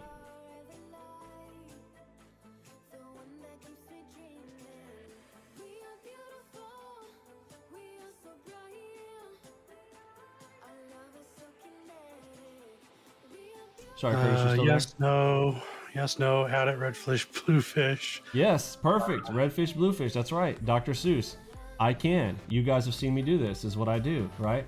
I go bam, bam, and then I exit right there. Now, oftentimes, this will, sometimes I can make a tick off of this, right? But I'm basically trying to just mitigate the whole play altogether and just bail, okay? What you do not do, I am telling you, how many times I like give you guys the, like, this is, if you hold it to here, it's death. It is a death sentence if you try to hold it back to the point of entry. Almost always, okay? 90% of the time, you are not going to be allowed to get back to your entry and you're going to get beeped. You understand? So I tell you guys all the time, do not hold it back to the point of entry. Take a few ticks of loss. Don't try to be a hero on a trade that did not work, right? So, I don't know. We covered a lot of tricky parts right there that are in the videos. We've gone through this, right? But hopefully a big refresher, I would say, because we haven't talked about this in a while. You got your two options, reverse or close, and I will give you a high five, pat on the back, and so will your P&L. Okay. If you don't, though, you know, these turn ugly very quickly. So, yeah, good one. Fail on T1. I'm not trying to get back to T1 for sure, and I don't want to get back to the point of entry. Bail when you are a few ticks from it. Oftentimes you're so, I know it is so tempting, but I am telling you from a voice of experience and knowledge, and I will tell you right now, your weight has been calculated into the equation. You have been wrecked in this position, and they are ready to take your money out of your wallet. This is when the algorithms who were against you are salivating at the mouth to close out with you on the wrong side of that bag. Okay? And they know, you have to assume it's like they know where your bag is. Okay, just tell yourself that. No, it's not. All right, Vinny says he knows where my bag is. No, I'm telling you, pretend as though. And if you do that, you will get out of this position correctly, and you will get out with a small loss and not a big loss. Good? Any questions around that? Oh yes, so the package claim, yeah. First and close, yes.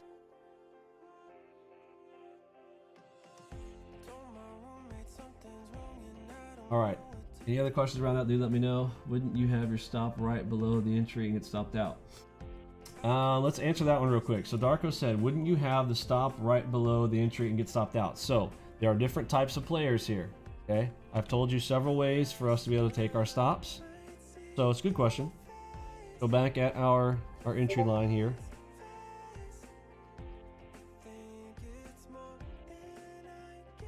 So if we are entering in on green dot scenario, okay, the idea is that we have our stop right here, right? But if I press my ATM and we don't have an ATM with like a 2-tick stop, right? We don't have one with a 6-tick stop or an 8-tick stop. Why do we have our ATM with a stop value of 25? Start right there.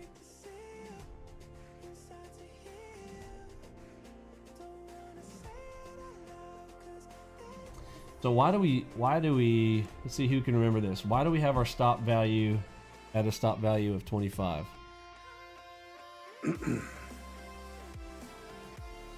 Help us out with that one, Curtis. Need to move my... Let's see. 25 tick max mental stop. Stop hunters prevent stop hunting. Well, no, not mental stop. It's not a mental stop. This is a hard stop, right?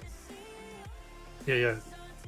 It's a hard stop, but people are saying prevent stop hunting, stop hunts. Very good, very good. Yes, we want to keep our stop out of view. Okay, I want to keep my stop down here. I like to pretend like around an entry point that there's like this eyeball of space that ranges about 10 or 11 ticks on both sides of wherever you're entering in, where other people are going to be entering in as well. There's about 11 or 12 tick area zone on both sides of that zone right there, that they're the algorithms that are written, I would say the mid-level sophisticated algorithms know all of the orders in this zone. You understand? This is kind of like the hot zone. Okay, I want to be outside the hot zone with my stop to start, so that I'm not one more or multiple, like especially if I'm getting into a bigger position, right? My 8 to 16 contracts. Do I want my 8 or 16 contracts to add to one side or the other of their equation of which side's going to get mopped? No. So now, this is on our time frames. I have to be specific about that. This is when we are playing down on the 1s and 2s. I should be talking about even 3s. This applies to Algo Bar 1, 2, 3. This does not apply to higher time frames. Does everybody understand that, right? Like, Vinny said it was 12 ticks, and you're over here playing off an 89 bar. Okay, no. All right, it's relative, and I could get relative numbers at some point and probably do a whole video around that, but understand, kind of get that, why our default for our targeting, remember, what is our targeting? 10, 15, 25. These are my assumptions. If we're going beyond that, like I'll give an example that we do want to, we're going to wind up here tonight on River Trades the other night. He's running on, because of the market VIX, right? The VIX was so high on the NASDAQ, and he was running at 612, was it 18? I think that was what it was. So 612, 18 scenario on his algos. Is this going to apply? No. Okay, now that zone is wider than that, and his stop has to get bigger than that as well, but his targets were also big. His targets, I mean, what is he hitting? I remember one of them was a 44, right? His average take home was like a 44 tick target, right? 44 ticks on the bigger time frames. I hope I'm not losing anybody here. If I'm talking about things that if you guys have been keeping up with my videos, you know what I'm talking about. If you don't, you're probably lost. Probably need to go back and watch the River Trades review video. So back to the scenario though here. He's asking, why do you not just put your stop right back here? Okay, number one, let's avoid the stop hunt, this whole zone, the hot zone. Okay, I want to keep my hard stop outside of the stop zone so that mine is not being calculated into the hot zone, number one. Now, as the trade comes back through this area, as Curtis said, mental stop is here. Okay, this is what Curtis is talking about. Mental stop, yes, my mental is like right here. When it crosses this threshold, I am no longer excited about this trade. I am now looking for exits. You get me? It's like, you ever heard somebody say, oh, I'm looking for the exits? You're not out, right? You're in the building, but you're like, something happens and you are looking for the exits. You're like, oh shoot, building's on fire. Look, you're not gonna die immediately, okay? But you know this thing is on fire and you gotta get out, right? So at the moment that it crosses that threshold, there are two different types of players. There are the folks who, look, if you've got a small account, you need to close out immediately, okay? If you've got some flexibility in your account and you can tolerate the risk, then as I've said before, the video or the view that I showed a minute ago, where I will allow price to maybe come back down, give it a couple of shots here, and then exit with a small loss, okay? I may be doing that. Sometimes coming away with a little tiny win on these types of scenarios, but I'm just, the bad day is what happens when the market just goes, okay? If you're on that right there and you're like, oh, I always add to my position, then I get out right here. Look, this is why I'm saying you do not always do this. You've got to get, at that point, you got to kind of get reads on the market and you need that hard stop. The hard stop is always there, okay? So even if the market were to do one of these numbers, and I'm adding, right? I know we're talking about like what happens when you win, right? But what happens when I add right here, so I'm looking for the up move, but instead of going up like this, instead it goes, well, this should happen right here. Blah. Okay, we're bloody right here. And yes, we take a bigger loss than normal. Got me? We good with that? That's why the hard stop is there. Always make sure you know where that hard stop is. Make sure you keep that hard stop there, right? But am I gonna slight you for putting it up here? No, but listen, this is extra clock cycles. In fact, I watched this on one of the reviews videos before where you remember clock cycles, your brain, your activities, you having to move things on your chart, take up brain cycles. And if you are moving your stop from here and you, oh, I'm gonna move it up here. I'm gonna grab it right here. And I'm gonna slide it up here. Look, if you're doing that for one contract, two contracts, okay, no big deal. But what happens when you finally get some size under you, right? And you're at 16 and you've broken this up into 8 of these, okay? Because you're doing it by 2s. So you got 2 contracts each. Now you're looking at 8 movers. Are you gonna move 8 of these? You're gonna click, drag, click, click, drag, click, click, drag, click, click, drag, click, click, drag, click, click, drag, click, click, drag, click. Are you gonna do that? I hope not, but if you've created this bad habit of doing that, you guys understand why I call it a bad habit, right? I don't normally want to do that. Now, when I have double cross double moves, oftentimes you will see me move it, right? I've got a mental thing where I do want to put my stops right back there on those. They have a little bit bigger risk, right? And I also though have a little bit more time oftentimes, and I'm usually doing smaller size. It's a combination of those things on a double cross double move. Now, why am I doing smaller size? Well, because the moves are also usually bigger, right? But my risk stays kind of the same. Man, I know I'm dumping a lot right there on you guys. You guys, did I lose everybody on that? I hope that was maybe followable with my scribbles on our chalkboard here.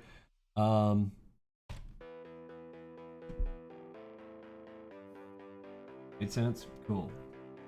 Yeah, emergencies. Yeah, so they don't see it. Keeping it out of there, keeping it out of their view. And at the same time, it's there to save your butt, right? If you're just completely wrong, I mean, it's going to happen. It's going to happen, you know, once every couple weeks, right? It might happen maybe only once a month, but that time that it happens, you are going to thank me that we had that rule. Now you're going to be making so much money all the other times that, you know, that hurt. That's one of the dips in your equity curve, okay? So you're going to be going along, and then one day you're going to have that, right? And you're like, all right, I mean, this is what you want your equity curve to, this is gonna happen. These are gonna happen, folks. There's no way to avoid these, okay? You're gonna hit some 25s on occasion. What you don't want to do is hit a bunch of 25s, all right? You don't want to be trades by Matt, you know, poor guy. Like, did he quit? Like, I heard, did he go on vacation? Is he taking a staycation like ICT? Or is he like on a forced hiatus because he lost too much? Anybody want to check in on him? He's not responding to my emails. Before I say that, let me check to make sure that I'm right.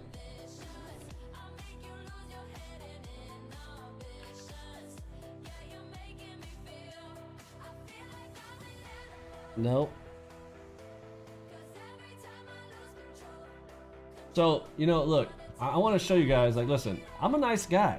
Like, if I'm not just out there to just get everybody. Listen, look at this nice email that was written back last Tuesday. It's been a whole week. I have not received anything from the guy. Been a while, so the phone number, reach out and discuss some collabs. Let me know what day this week works best for you for a chat. Oh, nothing. I don't know. I figured the guy, look, I'm not trying to, if the guy wants to lose all his money the way he trades, that's fine. But, you know, give him an opportunity to, like, let other people, he's got 1,700 people plus, like, out there sitting on his live streams and, you know, just blowing their ass all the time. I don't understand that. And he acts like he's a caring person. At least, look, I'm recognizing it might just be a show. It might just be a, oh, well, whatever's best for me. I got to act like I'm a nice guy and talk about vibes. Hey, guys, how's the vibe in here? Oh, man, our vibes are so cool. I don't know, man. I sometimes I just see like a big ego kid sitting there being like playing the game, being like, well, I gotta act like I'm a nice guy. Well, he's not. I mean, you heard the way he dealt with somebody who literally gave him the largest donation he's ever received, and he treats me like shit. Makes no sense to me whatsoever. But whatever. He's just They got ego problems. But reach out to him, man. Yeah, the no stop vibes. No stops. Hashtag no stops. It makes no sense either. Like, you have no sense and no money and no stops, right? And your merch isn't even that good. And your music isn't good either, bro. Since he doesn't want to respond to my email. Although, if anybody can reach out to him, anybody knows Trades by Matt, right? Since he's not a professional businessman who that literally says that's his business email address on his YouTube thing, like reach out to him there. Reach out to him and a professional collaboration, and he ignores it. Like, that doesn't sound like a very professional person either. Think he's on vacation? Oh, that's cool. If he's on vacation, fantastic. And I will, I'll take it back. Look, we all make mistakes. If he allows me to make a mistake, fantastic. I'll let other people make mistakes as well. But yeah, reach out to him, see what's up. He's got me still blocked in his Discord, so how can I see anything in his Discord? Can't do it there either. He says, hey, Vinny, yeah, man, sorry for that stuff. Maybe we can do a collab in the future. We'll do a donation thing and, run something for a good charity. Oh, that'd be awesome. Did he call me up in the last charity stream? Nope. He still got me blocked? Yep. Am I allowed to talk anywhere around him? Nope. Like, the bullshit that people spit these days, man, it's like we're in this age of just retardedness. I swear, it's like silence all the smart people because that way we don't offend any of the stupid people. Like, that's our new age. No, it's hilarious to me. Vacations by Matt. Stay home and eat ramen. Dude. Oh, that's what ICT's doing too. Verified by my private investigator saying that, yeah, he's been home the whole time. ICT didn't go nowhere. You know what's funny about that? Let's talk about that real quick. So ICT, let me get this straight, okay? ICT's proof that he thinks that he should get patted on the back, okay, for trading. I mean, how many trade days did he do? Less than a month. Less than a month. And we're talking about the shortest month of the year, okay? His plan. Shortest month of the year, February, okay? And then had a planned vacation. Let's do air quotes here. Like, listen, guys, I got vacation plans. Really? You planned all the way back in December? A staycation? Bro, like, is this a thing? Am I the guy who's out of bounds here? Am I the one missing it? Is this a new thing in 2022 that this is how people? I got a planned vacation. I'm staying home. Okay, but I mean, I'm not gonna be able to trade any longer than that. Okay, because let's talk about this. His excuse for not trading any longer, right? He's like, oh no, March 1st, I gotta go, guys. That's it. Yeah, right. Here's how I picture it. Him and his wife. His wife is like, you are not gonna trade again, are you? Honey, every time you press the buttons, you blow your ass. You blow up every fucking account you ever. You know how much money you've lost of ours? And he's like, I know, honey, I know. Listen, I'm not gonna really trade this time, okay? Listen, I'm gonna give him an excuse and I'm gonna go on vacation, okay?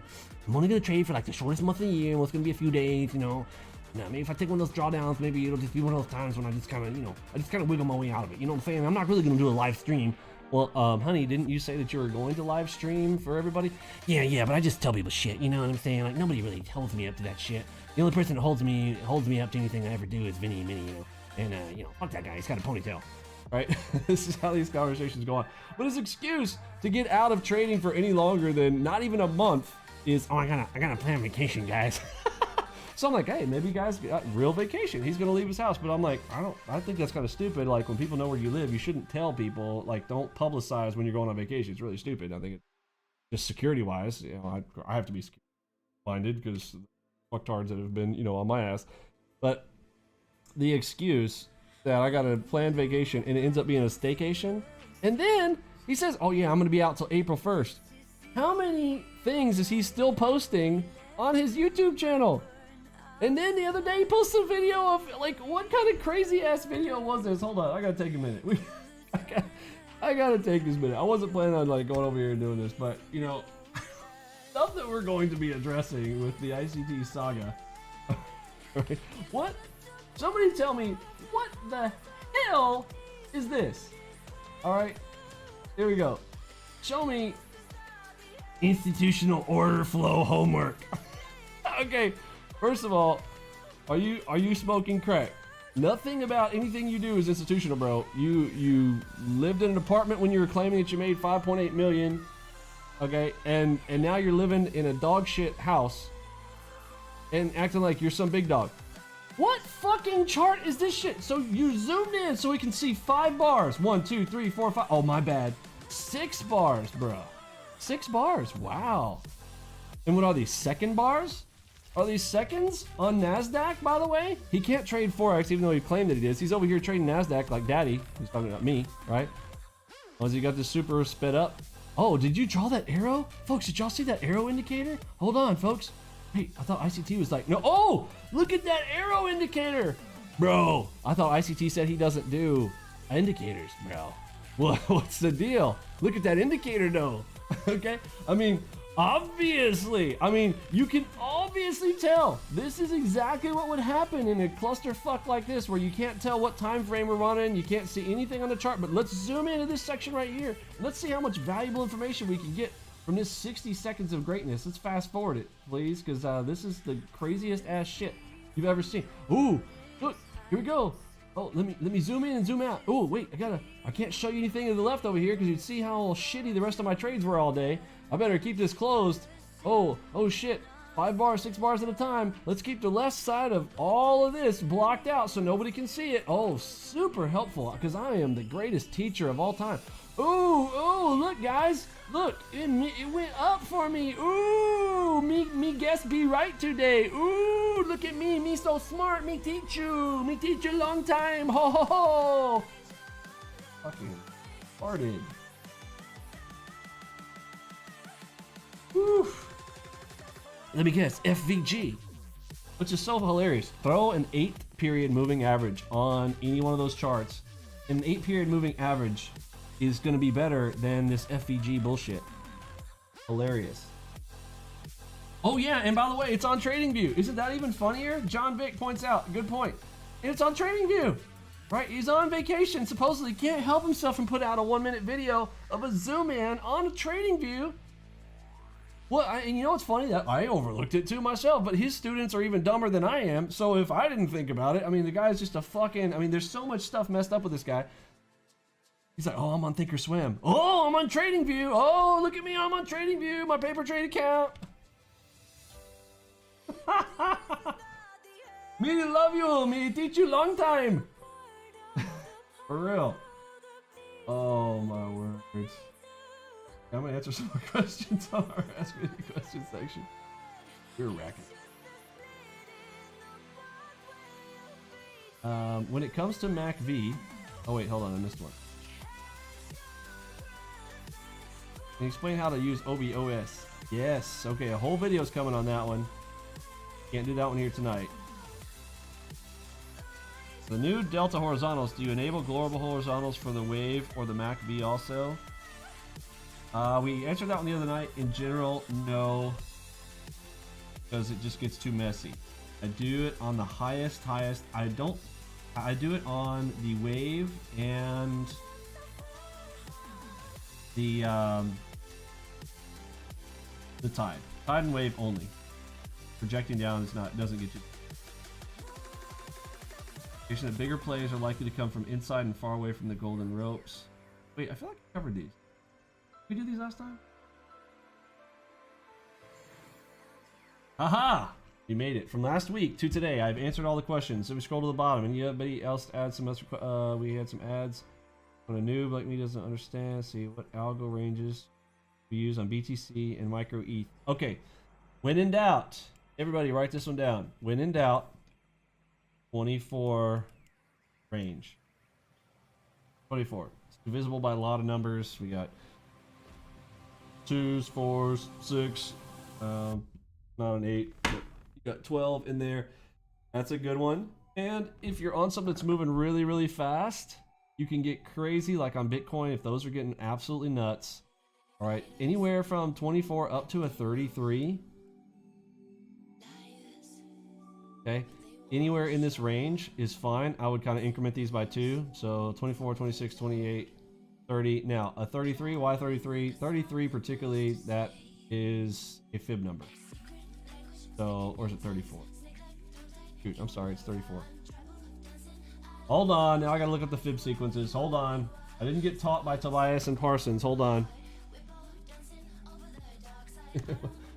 33 or 30. It's 34. Okay, see, my second guess was right. Yes, I'm sorry. Told you wrong. 34. Okay, so 24 to 34. But yeah, 34 high side and do the increments by 2s. Yeah, and for market replay, 24 is a good one. You're going to get a lot of activity around that. If you want some bigger plays, then go slightly higher than that, up to 33. But again, we're getting pinpoint entry type of stuff at the beginnings of the weeks, but if you don't have it, that's okay. Estimate it and do 24 or 34. I was looking to buy this laptop gaming computer, MSI, i9, 1200. Worthwhile to consider. Yes, Crypto Dan. Absolutely, brother. Absolutely can. Heard that we don't have to get an i9 anymore, but was looking at the computer since. Yeah, 100%. Yeah, run whatever you want there on that, my friend. Yeah, absolutely. Do the things. Right now, basically, you can run this on an i3. i3, i5. UMP South Park. Terrence and Phillip. Yeah, it does. Tobias and Parsons. You know what's funny, like in the whole Secrets of Secrets and the Book of Secrets, blah blah blah thing, and Tobias and Parsons. You know, the Masons have a book of the Secrets of Secrets. Start looking at the secret societies, and what's funny is the Masons are the most not secret society because everybody knows about it. You know, they're more of like a society of secrets, right? They're like, oh, we'll have this cool club of things that we do in secret, you know, and there's hardly any masonry involved either. Irony. All right, final questions. We've got 6 minutes for my question. Covered all the goodies there. Buddy, shifting positions and questions. River, how are you, sir? Can you hear me? River, how are you, sir? Oh, I'm doing good. Yeah, so I had a question about building up to a 4 position on the final 3 or 4 trades that you gonna take an additional trade. So considering that our main objective is to make a living on T1 and T2, but also you only want to add on. Oh, I'm sorry. Are you Oh, I'm sorry. Were you?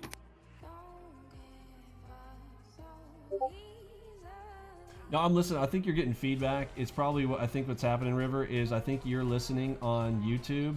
You may want to mute your YouTube real quick and just listen inside the Discord channel chat because you're getting that feedback. And I'll turn it down. I think what's happening is I'm sorry. picking you up. Sorry about that. Yeah, so I will repeat myself again. So I was saying that regarding building up to a 4 position on the final 3 or 4 trades if you're going for 6. Considering that our main objective is to make a living on T1 and T2, but also that you only want to add on signal that go your way. Sometimes I find that the opportunities to add,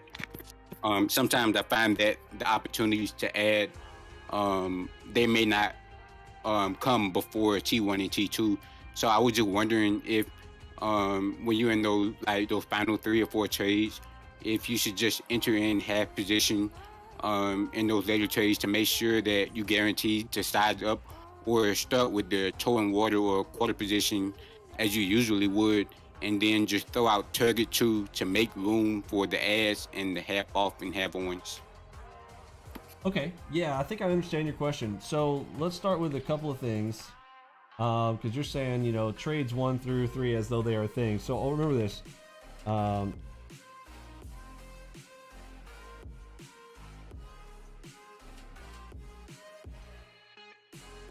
Okay, all trades are not created equal. You can't just say trades, this trade or that trade or this trade or that trade.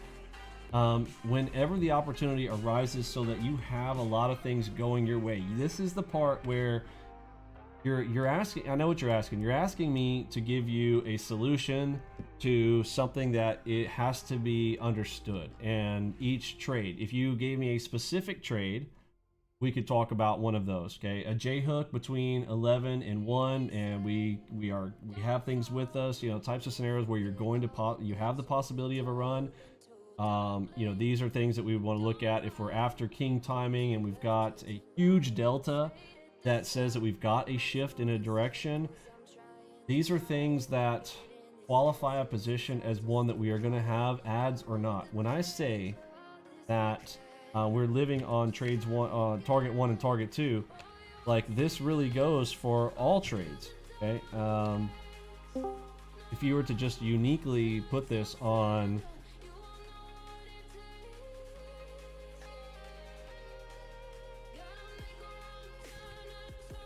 okay, so we live on T1, T2. If we're going to put this exclusively on any given trade, all I care about, if I am agnostic to trying to feel out the market or trying to get a big play or whatever, remember I'm trying to fit all of these into a certain thing. So for me to be able to do that, I know that I can get T1 and T2. What I mean by that is I don't want you worrying about exactly what you're trying to worry about. So this is why I'm emphasizing it, okay?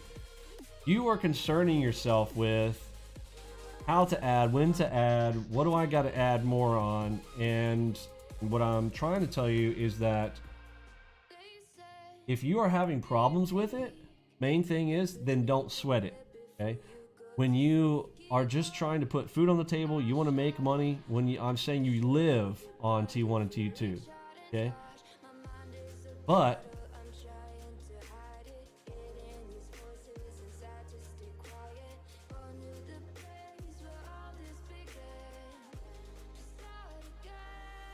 you guys understand what I'm saying here with this? Right, and then you're partying with the rest. Okay, this is bonus. This is what I'm trying to make sure that we understand, right? That the bonus opportunities come, and it's whether or not you feel in that risk, you know it or you don't. My methods, when I show you how I add, right? When I feel like a position is going to continue to run because I see targets up above me, right? Or if I'm on a high time frame and I see an area above, I'm going to give some examples here in just a moment, but I want you to understand this first. Like freeze frame this to understand. We live on T1, T2. We are partying on T3 and up. Meaning, if you want a house, okay, we're living on T1 and T2 to put the house together. You want the house on the corner with the fancy lights, the big pool, the party keg in the front yard, whatnot like that. That is here. Okay. Do you have to do this? No, you don't. Okay. Is there more risk here? Yes. Right? Is the reward here? Yes. Okay. But I don't want you sweating that. But that's your question that you're asking. So if you're going to sweat it, when you're at the point where, listen, I want you to be very comfortable here. So let me start with that question. Are you very comfortable with your T1s and your T2s? I saw you trading recently. I know you're running a high of the last video I saw of yours was on the 6s. I have not seen you play other places. I only have one reference to the way that you're trading right now, at least in my current mind. And you may have put screenshots in the room and I'll go back and look at those. But how are you doing without, the high time frame stuff? When before you did 6s and 12s and whatnot, were you able to consistently tag in and get your T1 and T2s consistently understanding the difference between small and large as you play the positions straight up, pure, like purest format, headshot, PRZ cross, HMD, double cross, double moves? I mean, do you got those? Are you good with those?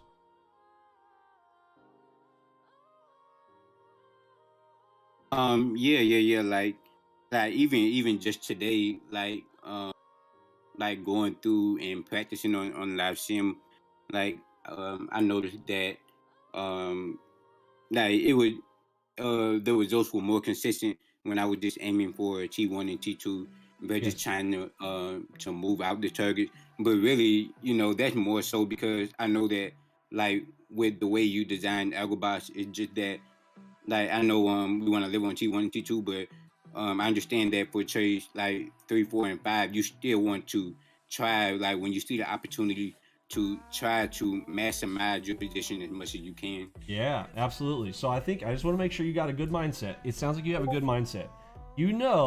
I'd almost put this like, I hate to say there's no other way to put it. Like this is the easy part, right? T1, T2, that's what we are optimized for. Okay, everybody understand that? We are optimized to pop T1 and T2 on every time frame on any of our strategies. Think about what I just said. On any time frame on any of our strategies. Okay. So for instance, let's do an example. A headshot on the 5s. Well, let's do something big. Let's do like what River did earlier, like on a 12. Okay. Think outside the box here for a moment. 12s. Wow. Big time. What are my targets on a 12? River, what would you put as targets and stops if you were creating an ATM for the 12s? Because I don't even teach this, right? But you've been playing it. So if you were to see a headshot, what is target 1 and target 2 on a headshot play long on the 12s? Do you have an estimate on that?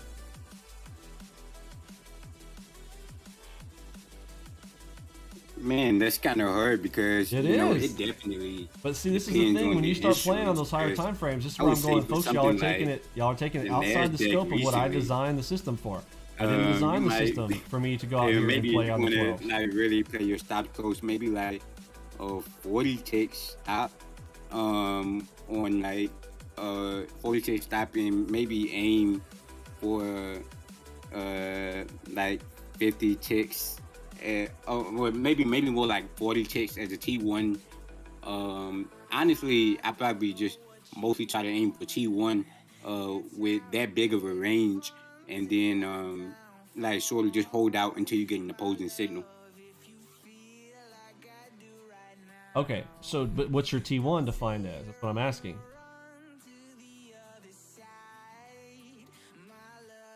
I think we've got some crosstalk. Yeah, my T1, in my case, I was using 35 as a T1. See, look at that. That's huge. See, you just bypassed it like it's like, oh, it's no big deal. I'll just go for T1 and then I hold out the rest till I see an opposing signal. Okay, folks, do you understand what he just said right there? His T1 on a 12 is 35 ticks. Think about it. Okay. So, but same headshot, right? Headshot is there, and his stop was at a 40. Okay, now again, I don't have these dialed in, folks. This is where I'm going. When you start to take the system outside the scope of what I'm telling you, like how I am trading it, I mean, I don't know. You're asking me for answers. I'll tell you there. I just tell you straight up when I don't know. Okay, I would have to play this and practice it. Am I going to shift everything that I do and change everything just to go hop on this? No, I mean, if I got some free time, yes, but I got 4 kids now, right? So I would like you guys, you to tell me, right? So, River is coming in here and teaching me right now. He's like 35 for his first, and then forget T2, right? And it's sort of like, which is kind of maybe smart, where he's just like, and then I hold out for an opposing signal, right? So that could be 50, 60 ticks out. That's pretty smart though. T1, bam, I like this idea, right? I mean, I do this often too. Like oftentimes I will take my T1 and then I'll take T2, and what do? I push it. Right? You guys, you'll hear me like, okay, I'm throwing my T2 out. Right? I'm pushing out my T2s, farther away. And then as soon as I see opposing signals, then he's exiting. That's beautiful. Everybody get that? Awesome. Now, to answer his question, so fullback on, you're asking, so what do I do? That was a special case though. Like I definitely like the 3s, the 6s, and the 9s on the MACV a lot more because the NQ was going crazy recently. So I definitely like the smaller ranges more for less risk. Yeah, less risk, but less reward as well. But when the NASDAQ has been popping, like go for it. And he was doing it on micros, so less risk there. There's lots of ways to mitigate your risk. You can trade smaller instrument, meaning micros, or, you can go from, ES down to the $5 markets, etc. Or you can adjust this. But when you start to move up, I just want to make sure people understand that now, yes, higher reward, but here's your higher risk, right? Are you a person who, you're good with eating a 40 tick loser? I mean, I'm not. So I'll be trying to bail before I get to that spot, right? Usually I'll be closing out the position ahead of time, re-adding. All the same principles apply though. This is what I'm trying to tell you guys. Like, if you just apply the principles, then all these other things like fall into place. Even River is like, so, what do? I get T1 and then I'll hold till an opposing signal, right? he's taken that principle and he's applied it to a higher time frame very easily. Now he had to adjust his target 1, and he had to adjust his stop, but after that, then he still applies the same principles and has, you know, great numbers to prove it out, right? So backing to his question there. So now that we know that all trades are not equal, and that we are that we make sure that we're not so focused on the bonus that we lose. It's like that whole scenario of losing the forest for the trees type of thing, right? The main thing, we got our T1, T2, but he's asking, how do I maximize it? Now, I would zoom into that video on maximizing winners, okay? Out of my 5 trade sheet of paper, how many of these are going to be bonus trades? Like on average, how many do you think? Out of 5 or 6 trades, you guys who've been practicing a while, how many big fat bonus trades are you usually going to get? Curtis, you've been with me for a long time. How long? I mean, out of maybe 5 or 6 1 or 2. trades. Yeah, how many?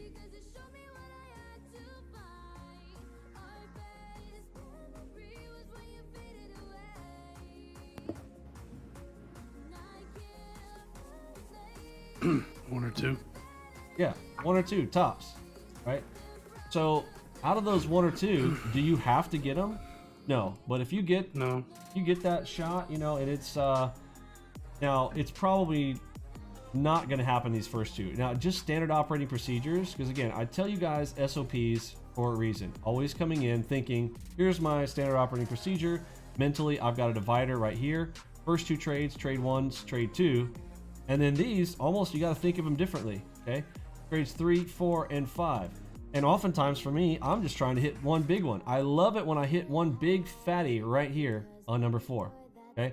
This is usually some of my biggest days. If I hit a big fat one on number 4, because then that gives me the option to stalk trade 5 and the option to trade 6. It's the best in the world when I get this opportunity where I smash trade 4, right? Do I smash trade 4 every day? No.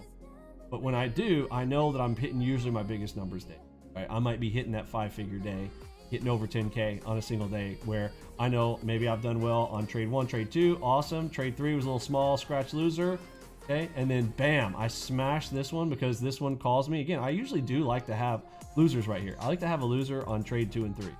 You guys been trading this and feel good? Y'all feel good when you have a loser right here? Y'all been feeling that, understanding that cadence? Okay. I do. I like having the first one as a winner. Feels real good. Then 1 or 2 losses, hopefully just 1. Okay, but if I take a loser right in here, it's awesome. And I start to licking my chops of smashing one of these 2 trades here, right? And I'm really trying to smash this one right here. And then this one, now I have relief. Now I can just stalk and wait and get the perfect setup or no setup at all. And then if I crush that one too, now I've got my option to push it the last little oomph beyond that. And that's my standard operating procedure. And can I do these twice a day? Yes. So I hope that is helpful to everybody to understand that, and that you do not, we're not trying to smash every trade, please. Like, maybe we need to put this one in black and white here. White, we got, we're putting it in black and gold here, right? Don't try to smash.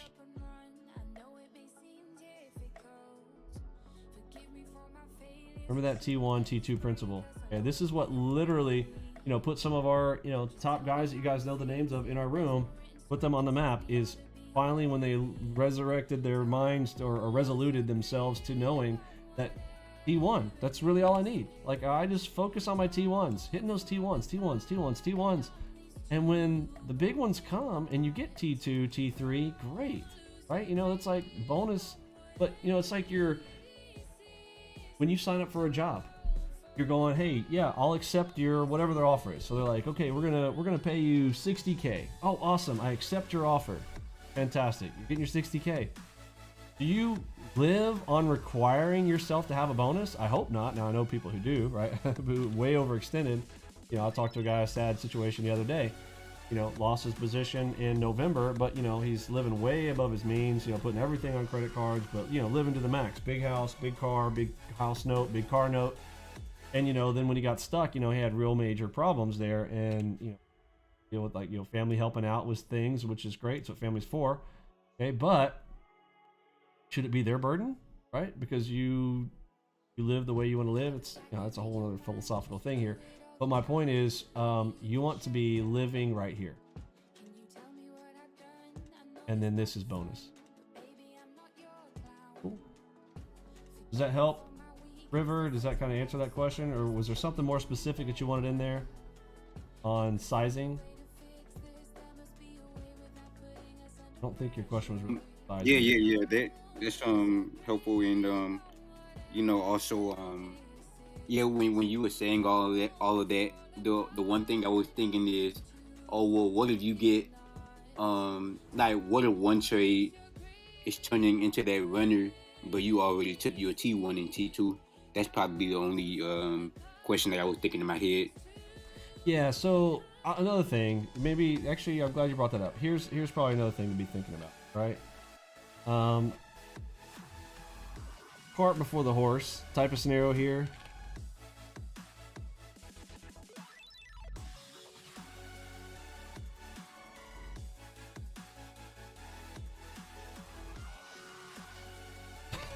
All right. I mean, I guess maybe we need to put this, you know, like you're trading, you know, you got T1, T2, awesome, you know, building up that account, right? But you don't have the flexibility to have those runners, right? When you're down here playing with 2K, right? When you get to 8K, even at 8K, like that's remember, that's Vinny's kind of, that's my minimum, you know? When you get to like 25K, all right, I think this is where that shifts. Now, I want you to practice that. So let me also get back to this. It's like, oh, well, I shouldn't practice at all. No, I do. I think that you should be practicing, but you should be practicing with this 25K account, right? Practicing allowing the runner, leaving some of those runners on. You're not going to hit a home run if you don't practice them, right? I say that all the time. If you don't do it in the batting cages, if you don't do it in the market replay, it's not just going to happen in a magical, like, live market. You're not just going to magically accidentally trip your way into a bonus. All right, it's not going to happen. You will have practiced it many times, and then you will just execute what you've always done, right? So I think it's good, you know, River, that you're practicing those, but don't sweat them. And if you're going to, you need to be practicing it as though you have it, you know, maybe around a 25K account where you've got multiple contracts running, and getting used to seeing that size, understanding the risk that comes with adding to those positions and holding those out to the ones that come back on you. Okay, and then I would rewind to tonight's video part section where I show the when you're doing that entry and price starts to, you know, it's running, and then it comes against you, whatnot, and then when it does one of those little voops right back there, boom, exit. Don't try to hold it all the way back to the highs. Okay, make sense? So well, let me draw it. So here, how about we do blues for entry? Yeah, I've definitely done that. So we enter, we add, we're running. Okay. We might even, we added right here. Oh, went against us a little bit. Oh, we're still coming up. Oh, cool. Okay. But then, it came back. We got a little set. It's coming back on me. Okay. Well, maybe now's your opportunity. Maybe I want to add, hope that it pops up, and bam. Then when you get out right here, you got a big fat day, right? Does that make sense on all these ads? Add. Run in your direction, fantastic, but it starts to go against you. Definitely. Like, oh, shibits. Yeah, I was talking over you before by mistake, but I was saying that yeah, I've definitely done that. Like I'm guilty of that, and like everything that you've been telling me is definitely helpful, and I definitely look forward to applying it. Okay, so yeah, so imagine your entry point has been moving up, right? The oh, blank. Time for us to wrap up here. But we are our average. Thank you. Average entry. Okay. Average entry starts out here. Average E. Average E entry here. Then it bumps up, right? As you're adding to positions, it goes our way. Average entry keeps moving up. Now your average entry gets so high, you're up here. When the price gets down here, this is what now you're right back to the original scenario, right? What we talked about this earlier. So your position comes up, doesn't hit T1, comes down here, right? Do I have opportunities to come up? Yes. Where can I add? I can add here. I can add here if I have an account. Let me come back to say this applies if you are on a 25K account. Everybody understand this? You should not be doing this if you got a 2K account. Everybody understand that? right? I think maybe this is a huge hard hitter for a lot of folks here, right? This is not for the people at 2K. At 2K scenarios, folks, cut it right here. We break under that dot, cut it right there. Done, out, right? But when you start getting some size under your belt, all right, you're going to be able to have those opportunities. That's why I said it's a lot easier to trade a big account than it is a small account. Small account, even with a small account challenge, you guys watch me struggle through those first few weeks where I'm like, you know, I can't even trade the NASDAQ. I'm stuck in these little things. I've got to be very meticulous. I've got to keep chunking to get to that 8K so I get the freedom of being able to trade some size, right? So keep that in mind, but this is the idea. You can practice this, right? You do, and you should be practicing. Your practice should always be this, folks. And we'll leave on this one. Practice where you want to be, not where. So you want to practice where you have that 25K account. You want to practice because it is way easier to scale down than it is to scale up. So use the big numbers, get used to seeing the big numbers, and then when you go squeeze down to the small numbers, you've already locked in your brain. You're like, yeah, but I know what I can do. Yeah, but this little small loss is nothing because when I get to the size, you're going to know what you can do. But if you mentally keep playing with yourself in these like, oh, you know what? All you guys who are practicing micros, if I see you practicing micros, and I'm talking about not trading live, I'm talking about practicing micros. You know who you are. If you are trading sim micros, you are a cuck boy. Stop it. Do not be a freaking pussy. Stop trading these micros. There is no sense in doing that. You're sitting there over there getting used to penny poker and you'll never see big numbers. Do not, under any circumstances, practice micros in sim. Does everybody got that? If you're gonna trade sim, then do full minis. See some size and some numbers. Those micros do you zero good. You're literally playing penny poker with your brother, all right? Your mom, your sister, whatever. Having a good time. We're not here to have a good time. We're here to do business, and we're here to be the best, to push it, to push the best, so that we can leave the rest to the rest. Stop practicing micros in sim. Everybody got that? Now, if you want to practice live and throwing some pennies at it, and you're doing live micros, that is fine. But stop with the nonsense of practicing with micros. That is completely pussy. You're playing in fear, and fear is never going to make a dime. Everybody got that? I ended it off with screaming at you, so that's always a good night. Oh my word, I have mental problems. I know it. All right, folks, thanks for hanging out. For me, Pippi, Robbie, Lunchbot, Mod Squad, Curtis G. I hope you guys liked that Mentorship Monday. I am sitting out in the Big H Town. See ya.